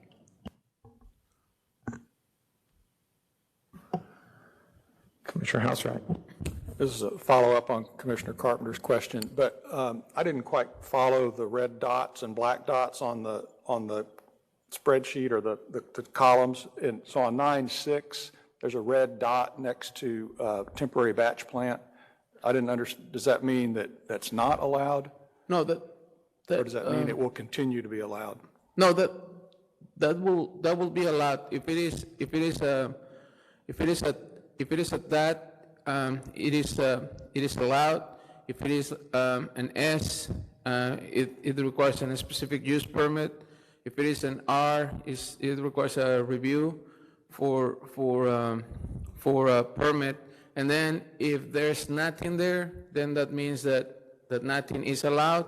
The red dots, if my memory does not fail me, is that the red dots is so you could see that that's being added from the previous or for the existing CR zoning, so that you could see what the changes will be. That was the intent.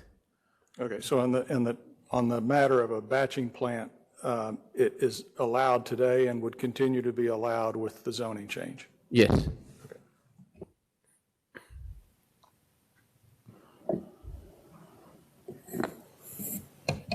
Commissioner Hampton. Thank you. Mr. Aguilera, just one clarification. Does CR require a buffer, CR or CS, either with the residential adjacency? Yes. Thank you. So the residential adjacency is infinite, and hence, yeah. Commissioner Standard? No, I was just confused about this thing about the batch plant, only because I thought we had sort of had a recent ZOAC rulings about batch plants. Does that not apply here? It does. If it's showing as a by right, then it's a mistake. It does apply. Yeah. Thank you.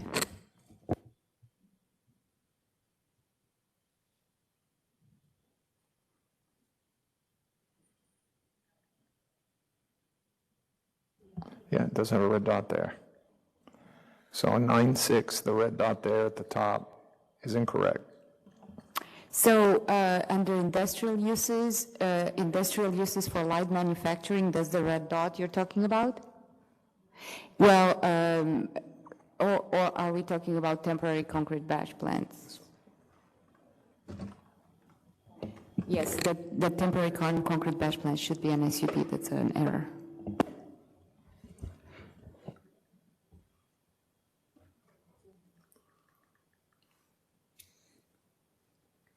Any other questions, commissioners? Okay, Mr. Aguilera, one more for you.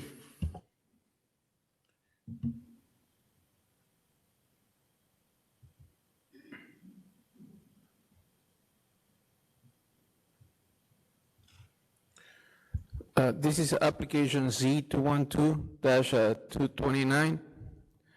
And this is an application to renew a specific use permit number 2392 for an alcoholic beverage establishment limited to a bar, lounge, or tavern, and a commercial amusement inside use limited to a dance hall on property zone and FWMU3 form walkable mixed use sub-district with plan development district number 595. The South Dallas Fair Park Special Purpose District with an SH chap front overlay. The area request is approximately 0.23 acres. The location is on the northeast corner of Botham Jean Boulevard, formerly known as Lamar Street, and South Boulevard. Here is the zoning map. As you can see, it also has 100-year floodplain. Here is the aerial that gives you a better perspective of the land uses. If you take a look to the north east, the properties there are undeveloped, they're vacant, as well as the property to the north west, and then also there's some single-family lots, but they're also vacant, and there's a public park right here. To the south, there's a factory that I believe is still in use. And then here is some of the history. The subject site is developed with an existing 3,200 square foot building, commercial building. On November 10, 2050, City Council approved a specific use permit number 2162 for an alcoholic beverage establishment. use limited to a bar, lounge, or tavern, and a commercial amusement inside, use limited to a dance hall for a 2-year period. On January 18, 2018, City Plan Commission denied an application for the renewal of a specific use permit number 2162 for an alcoholic beverage establishment, use limited to a bar, lounge, or tavern, and a commercial amusement inside, use limited to a dance hall for a period of 2 years. Then the applicant did not appeal to City Council. However, on August 12, 2020, City Council approved a specific use permit number 2392 for an alcoholic beverage establishment, use limited to a bar, lounge, or tavern, and a commercial amusement inside, use limited to a dance hall for a 2-year period. So the applicant is requesting for renewal. Here is the visit to the site. The building that you see is the existing SUP for the bar and the dance hall. Here is another view from across the street. This is from the rear of the property. And then here is the property on the South Boulevard fronting. Here are the surrounding uses. This is the property behind. That's that stated, there's that vacant piece of land. That's across the street, again, is vacant. Here is the park. Here is that factory that I was talking about that is still in use. As you can see, there's some trailers there. And then here is at the end of the corner. I don't know exactly what type of business that is, but I think it's also part of the factory. And then this on the same block as the proposed site, there's a U-Haul business. And then this is actually across the street. Sorry, it's not, I didn't indicate that, but this right here. And it's like a tire shop, fix mechanic place. And then the SUP conditions are the same that they were previously approved. The site plan is the same as previously approved. And then we were having questions about the additional parking that is required, and there is a parking agreement that the applicant arranged with the neighboring property, which is shown here on the presentation. And then this is the report. I did not include I did not include in the report, but I want to put it on the record that we did receive it. And these right here are the service calls. These right here are the charges for the offenses. And then these right here were the calls that regard there too. And then staff is recommended approval for a 2-year period, subject to conditions. I had spoke with the applicant, and she sees if it will be possible for the commission to increase the time of the SUP. Thank you, sir. Questions? Commissioner Young. Mr. Aguilera, some years ago, there was a Cowboys Lounge at Arboretum Village near White Rock Lake, which was infamous and ultimately required the commission to call a public hearing to determine proper zoning to revoke their SUP. Am I correct in my assumption that this is a different establishment, even though it has the same name? I will leave that to the applicant. I don't want to misspeak on the matter. All right. Thank you. Thank you. Commissioner Anderson. Thank you, Mr. Chair. Are you aware, it's just as a question, are you aware if this site is included in the city's decision to support the convention center and an entertainment district and I think some other uses along the same area? So I'm not 100% sure, but my understanding was that there was a lot closer to the downtown area, and this is past. This is a lot farther than the convention center will be located, but that's my understanding. I could be wrong. Yeah, there's a convention center conversation and an entertainment district conversation. I think one of the pictures that you showed, the building across the street is Southside Studios, which is, I think, movie sets or whatnot. So I used to live on Southside Flats, and I used to live across the street from the movie theaters, and then the entertainment center, and then kitty corner was the Southside apartments. This is about, because I used to run this area, and I would think that this is about 0.7 miles away from that area. Right. So I don't think that this will be part of it, but what I say, I don't have I haven't looked at the plans for the convention center. I look at the train, the speed train, and I understood that the speed train was going to be close to Southside Flats, and it was going to have a wheel fortune, similar to the one that they have in Chicago at Navy Pier.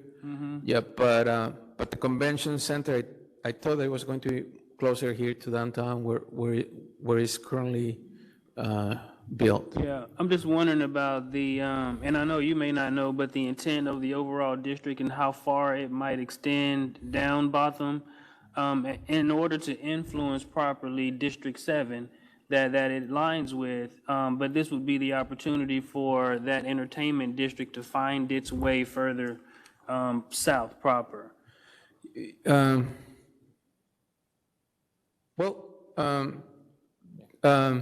Our area plan team did not have any issues with the request. Sorry for my comment, but I would think like the bar and the dance hall will complement the entertainment district, since it's related to those to nightclub, yeah, and entertainment area. So in that case, I think that it will also meet that land use and be compatible with it. Okay. Thank you, Mr. Chair. Thank you, sir.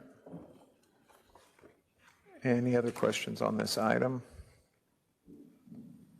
Okay. Thank you very much, Mr. Aguilera. Thank you.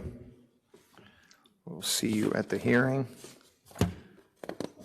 Commissioners,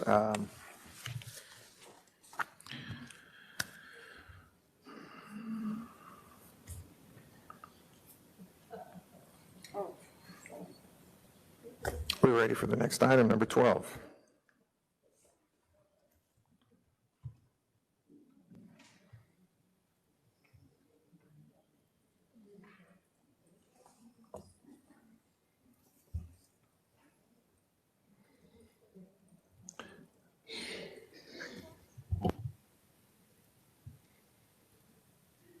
Okay.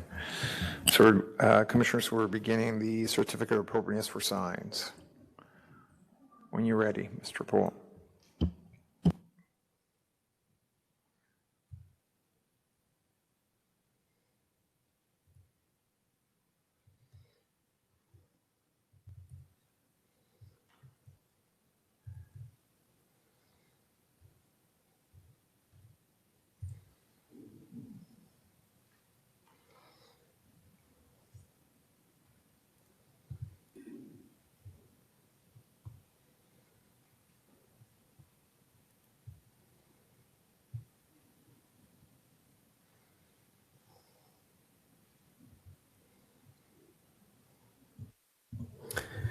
Good afternoon, Commissioners. Jason Poole, Senior Planner. There are 4 signed CAs on the consent agenda today. The first is application number 2206240012. It's an application for a certificate of appropriateness by Jason Horton of Signorama for an 80.4 square foot illuminated attached sign at 2646 Elm Street. It's on the north elevation. This is located within the Deep Ellum Near East Side Sign Provision District. The zoning is PD number 269 Tract A. It does meet all applicable code for the Deep Ellum Sign District. Just to reiterate, the purpose for that district is to promote signage that is compatible with the architectural character and design guidelines of the Deep Ellum Near East Side Planned Development District while encouraging artistic, creative, and innovative signs which are reflective of the themes that have grown and developed in the Deep Ellum area. Here's the location of the site in relation to the city and the location of the SPSD in relation to the city. The location of the SPSD in relation to the other SPSDs, and the location of the site in relation to the SPSD. Here's an aerial map of the site. You can see the sign's going to be located on the north elevation facing Elm Street. And the zoning map. Here is a quick overview of the surrounding uses. There's parking, mostly restaurant. Behind there's a large mixed-use facility to the south. There's various uses consistent with the Deep Ellum district. Here is a location map which the applicant included. There are 3 signs that are referenced in this report. There is another sign on the south of this location. It'd be facing Main Street, kind of back in that courtyard area. It was issued under director procedure, a permit already. There is a to-go location further to the southeast there that is under a separate CO, and it was issued a permit also. Both of these met director approval procedures, and they are somewhat consistent in construction. The one on the south of this building is exactly the same, just smaller. Here's an elevation of the sign. You can see it's regular channel letters that are open-faced. They've got incandescent bulbs in them. The returns on each letter alternate to where orange is the first letter, and then pink, and then orange, and so on. The backs of those letters, I believe, are black. It does have a clear plastic face to cover the incandescent bulbs, just as protection, but in terms of looking at it as a sign, these would be considered open-faced channel letters. And then there's a logo. The logo has a digitally printed face and is illuminated by white LED. It is a backlit portion of the sign. Here's another detail of the sign showing the 80 square feet. You can see the size and height of each word. This is the detail of the material. Again, incandescent bulbs for the channel letters, and the logo is backlit with white LED. Here is a detail of the incandescent bulbs that are being used. We don't see these a lot anymore, but they used to be kind of a standard marquee bulb. They are 11 watt, just in comparison. For brightness, if you remember, like when everybody used to have the fixtures around their mirrors in the bathrooms and those little round bulbs, those are 25 watt. So these aren't as bright as those, just to kind of give you a reference there. You can see a guy there with the picture. It's during the daytime, so it doesn't help, but I think I've said this before. If they get too bright, it's a detriment to the readability on the sign. This is the sign on the south elevation. Again, identical, just smaller. Here is the site photos. You can see on the left here, this is looking across Elm directly at the location. And then I've got, whoops.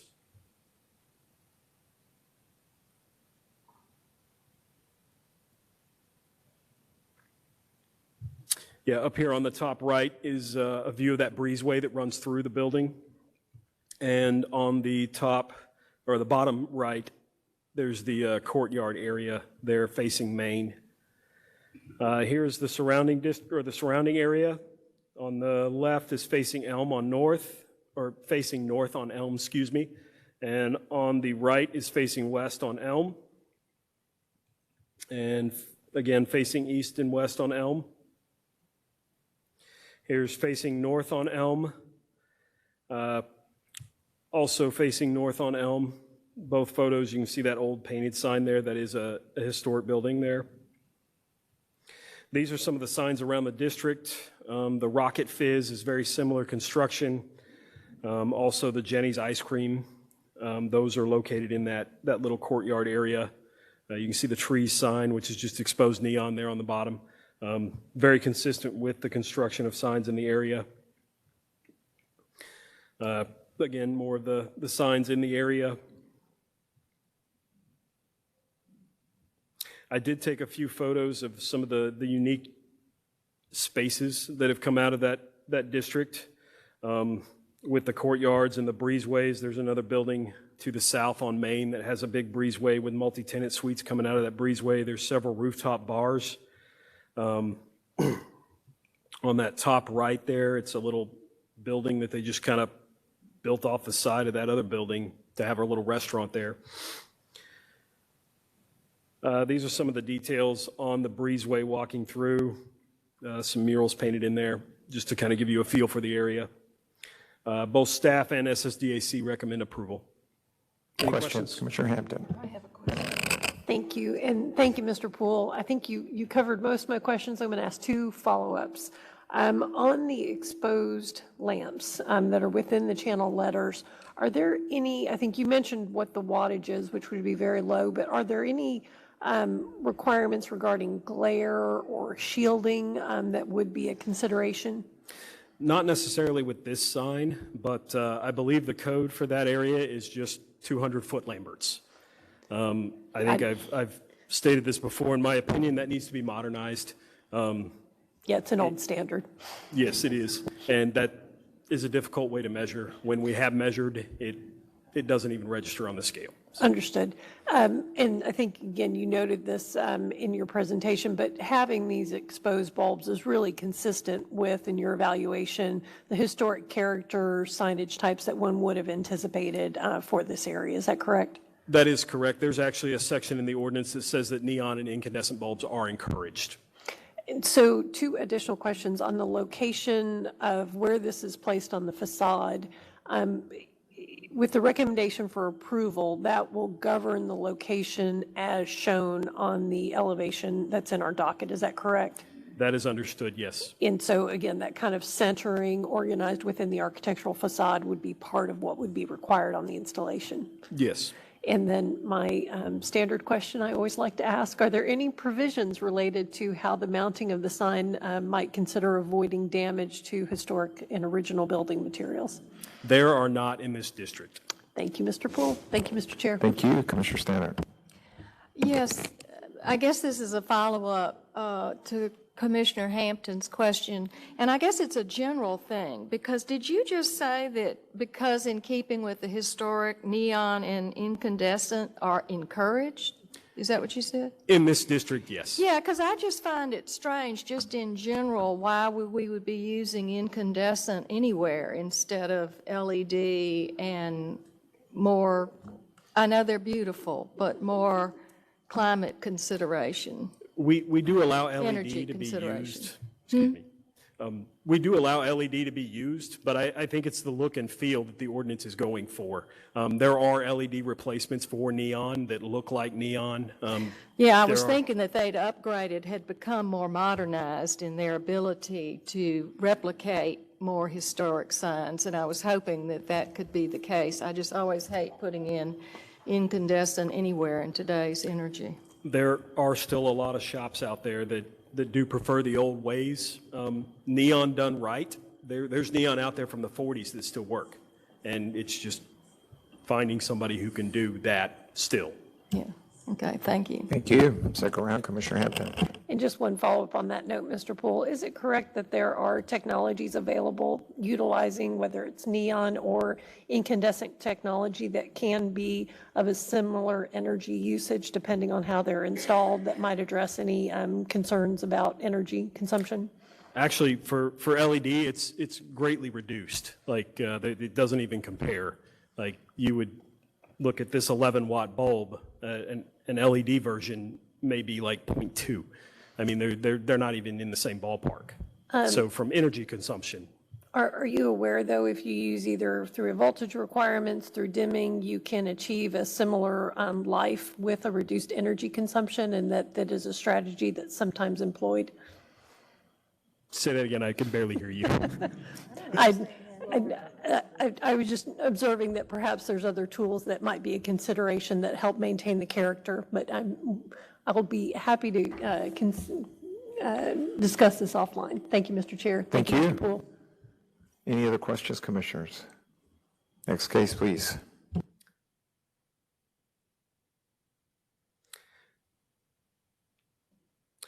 The next application is application number 2207190001. It's an application for a certificate of appropriateness by Janice McMillan of ASI Modulex for a 52 square foot illuminated detached sign at 2500 Pacific Avenue. It's on the northeast corner of the property. It is located in the downtown special provision sign district within the perimeter sub-district. The zoning is CA2. It does meet all applicable code. The purpose of the downtown district is to regulate both the construction of new signs and the alterations of existing signs with a view towards enhancing, preserving, and developing the unique character of the downtown area while addressing the diverse businesses and promoting the economy of downtown. The general objectives of this division include those listed in 51A 7.101, as well as aesthetic considerations to ensure that signs are appropriate to the architecture of the district, do not obscure significant architectural features of its buildings, and lend themselves to the developing retail and residential uses and the pedestrian character of the area. The district regulations are in large part inspired by the high level of pedestrian activity and the need to maximize effective orientation of signage towards walking public. Here's the location of the site in relation to the city and the location in relation to the rest of the SBSDs as well as the city. The location of the site in relation to all the SBSDs. Here is the location of the site within the downtown perimeter. And an aerial. The zoning map. Here are some of the surrounding uses, mainly mixed use close by. There's an undeveloped parcel across the street, across Pacific, and then some parking and office and an animal clinic that I don't believe is an animal clinic anymore, but it was an animal clinic. Here's the sign's location and a detail showing a little closer the location. Here is an elevation view of the sign. It is considered a monument sign. Some more of the details. They're looking to replicate another sign at 2550 Pacific, which is along Good Latimer, just the next building over. And I've got photos of that in here. The faces of these letters are to be silver. They are a lollipop style letter, channel letter mounted on top of a black base. They are LED illuminated. It'll be with white LEDs. This is the engineering showing the footing. It's got the grade level support, which does make it a monument sign. Here are some of the photos of the sign that it's looking to replicate. And again, this is along Good Latimer. At Good Latimer and Pacific, you can see the Pittman there in the background, but they've used expanded metal on the face, so the letter is entirely see-through. It will still be considered backlit, but it is somewhat of an open-faced letter. And then the LEDs are concealed around the returns. Here is the site.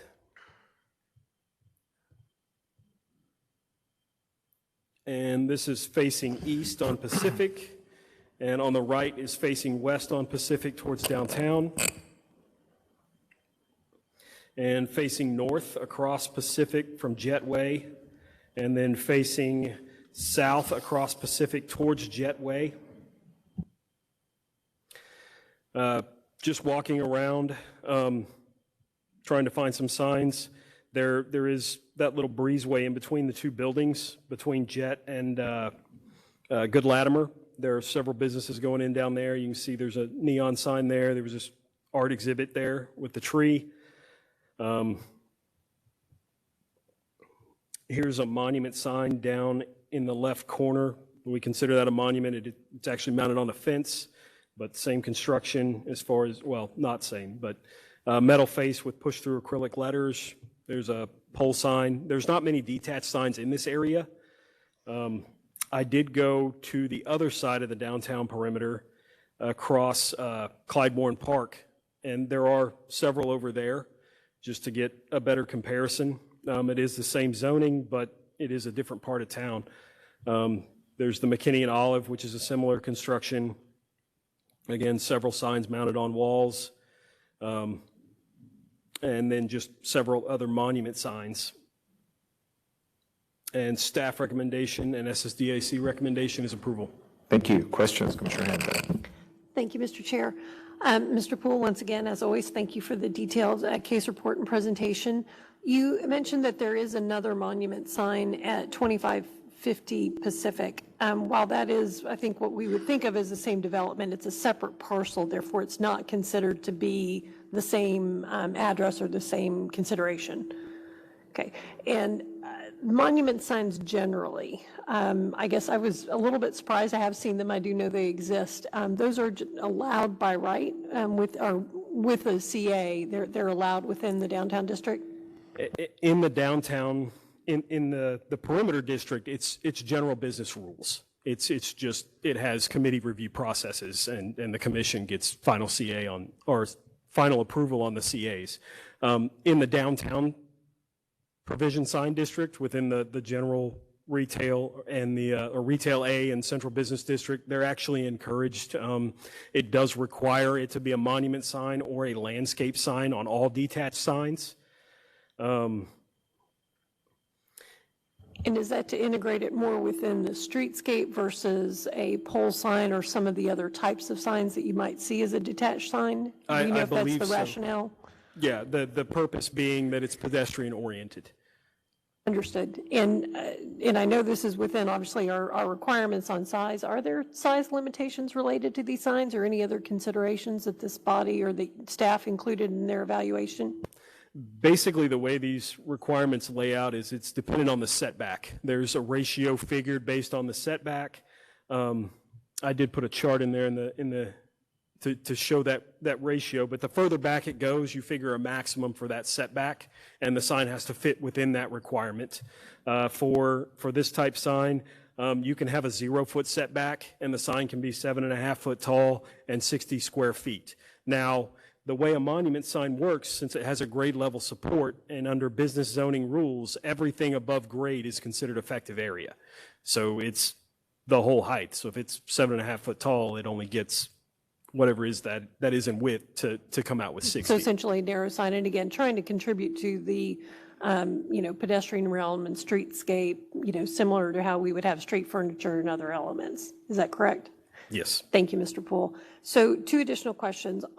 This is a one-sided sign, as you had indicated. That is simply that it is illuminated facing its orientation, if you will, and the rear of the sign is fully finished. It's simply not illuminated. Is that correct? That is correct. If you look at the top right picture there, it kind of shows the back of that other sign, just to give a comparison. And do you know what the orientation, or is there anything within our materials that would require an orientation of the sign, or will that be at the discretion of the installation? It's just the sign size and location that we're reviewing.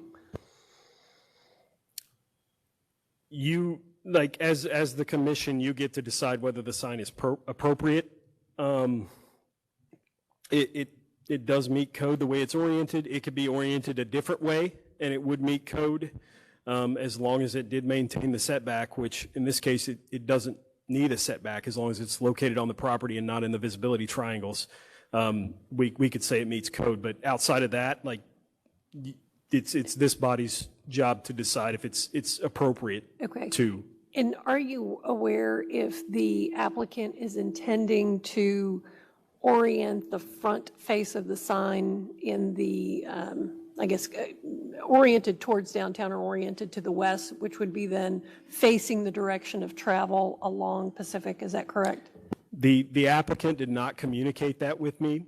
Had they communicated that with me, I would have asked for revised plans to allow you the ability to look at that and exactly what they're proposing. Okay, thank you. I can confirm from the commission, I was able to review that with the applicant, and that's my understanding. So I wanted to make sure we'd noted that discrepancy. And then you colored the sign colors, the lower band on the signage. I understand from the applicant that they're intending that to allow for a future tenant name. Is that anything that would come back before this body if there were additional lettering that was added to the sign, or since it's within the sign footprint, it would be processed by staff? Generally, since it's in the footprint, we would look at that as director approval. Any refaces or reworking of existing signs, since they were appropriate at one time, building inspections generally looks at that as a director approval. Thank you. Thank you, Mr. Poole. Thank you, Mr. Chair. Thank you, Commissioner Hampton. Any other questions, commissioners? Next case.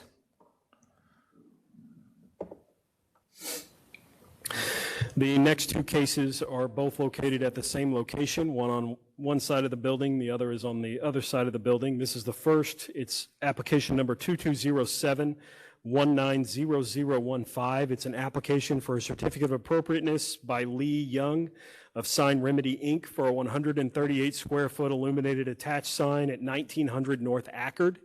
This sign is located on the southwest elevation. It is in the downtown special provision sign district in the central business district sub-district. It is zone CA1. It does meet all applicable code for the downtown special provision sign district. This proposed sign is considered a mid-level flat attached sign and will be located approximately within the 8th floor. Again, the purpose of this division is to regulate both the construction of new signs and the alterations of existing signs with a view towards enhancing, preserving, and developing the unique character of the downtown area while addressing the diversity of businesses and promoting the economy of downtown. The general objectives of this division include those listed in 51A7.101, as well as an aesthetic consideration to ensure that signs are appropriate to the architecture of the district, do not obscure significant architectural features of its buildings, and lend themselves to developing retail and residential uses and the pedestrian character of the area. The district regulations are in large part inspired by the high level of pedestrian activity and the need to maximize effective orientation of signage toward the walking public. Again, here's the location of the site in relation to the city, and in the SPSD in relation to the city, the location of the site in relation to the SPSDs. Here is the location of the site in relation to the downtown sign provision district. You can see it sits right up against the Arts District along Woodall Rogers. And an aerial photo there with the satellite skew. It does put it a little off, but it is located on the south the west side of that building. This is the zoning map and the surrounding uses. We do have Clyde Warren to the north. There is the DMA to the east, and to the southwest is a private school, also historic, and to the south a hotel and parking. This sign is E2 in the report. Again, it faces North Ackerd. Here is a location and an elevation view. And the location plan, or the elevation plan, it's about 127 feet from grade. Here are the sign details showing the size of each word. And this is a set of backlit channel letters. The faces will be clear, but they'll have perforated vinyl on the backside, second surface that's black, so it looks white at night and black during the day. The rest of the letter will be entirely black. It'll illuminate with white LED, and it will stand off the wall approximately 4 inches. for an overall projection of about 8 inches. Here is the subject site from a few angles. This is the Hunt Building. And facing northeast on Woodall Rogers and southwest on Woodall Rogers. This is facing northwest on North Ackard and southeast on North Ackard. This is facing northeast from Woodall, and for the other sign, southeast on Woodall Rogers. Here are some of the surrounding signs in the district that are also mid-level signs. There's the Plains Capitol, which are backlit channel letters with white plastic faces. There's the mayor sign, which went through earlier this year. It is a non-illuminated sign. You can see there's several on the Chase Building mid-level signs. And then AT&T has several mid-level flat attached signs. And both staff and SSDAC recommend approval. Thank you, sir. Questions, commissioners? Was that both cases, Mr. Bull? Yes. That was. Any questions?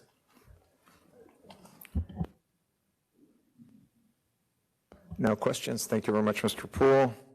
Excellent job as always. Look forward to maybe seeing you with some Z cases. Sorry. Yes, sir. Do you want me, that was one case. I can breeze through the other one to show the sign on the other side. Please do, yes. Okay, this one's 2207190019. Again, same site, same size sign. It is identical. It is just located on the opposite side of the building, which would be the northeast side. It is E1 in the report, and here are the photos. There is an existing sign down here on the bottom level for Chase, and I did confirm that there is 75 feet between those signs, so they are okay there. Again, the elevation on the opposite side of the building, sign details, again, are the same. And staff and SSDAC recommend approval. Thank you. Questions, commissioners? All right. Thank you again, Mr. Poole. Again, look forward to seeing some cases from you with possibly a little Z in the beginning at some point. Commissioners, that only leaves our Landmark Commission appeal, and we'll take that up at the hearing. And with that, it is 12:55, and that concludes the briefing of the Dallas City Plan Commission. Commissioners, enjoy your break. We'll be back with a hard start at 1:30 p.m.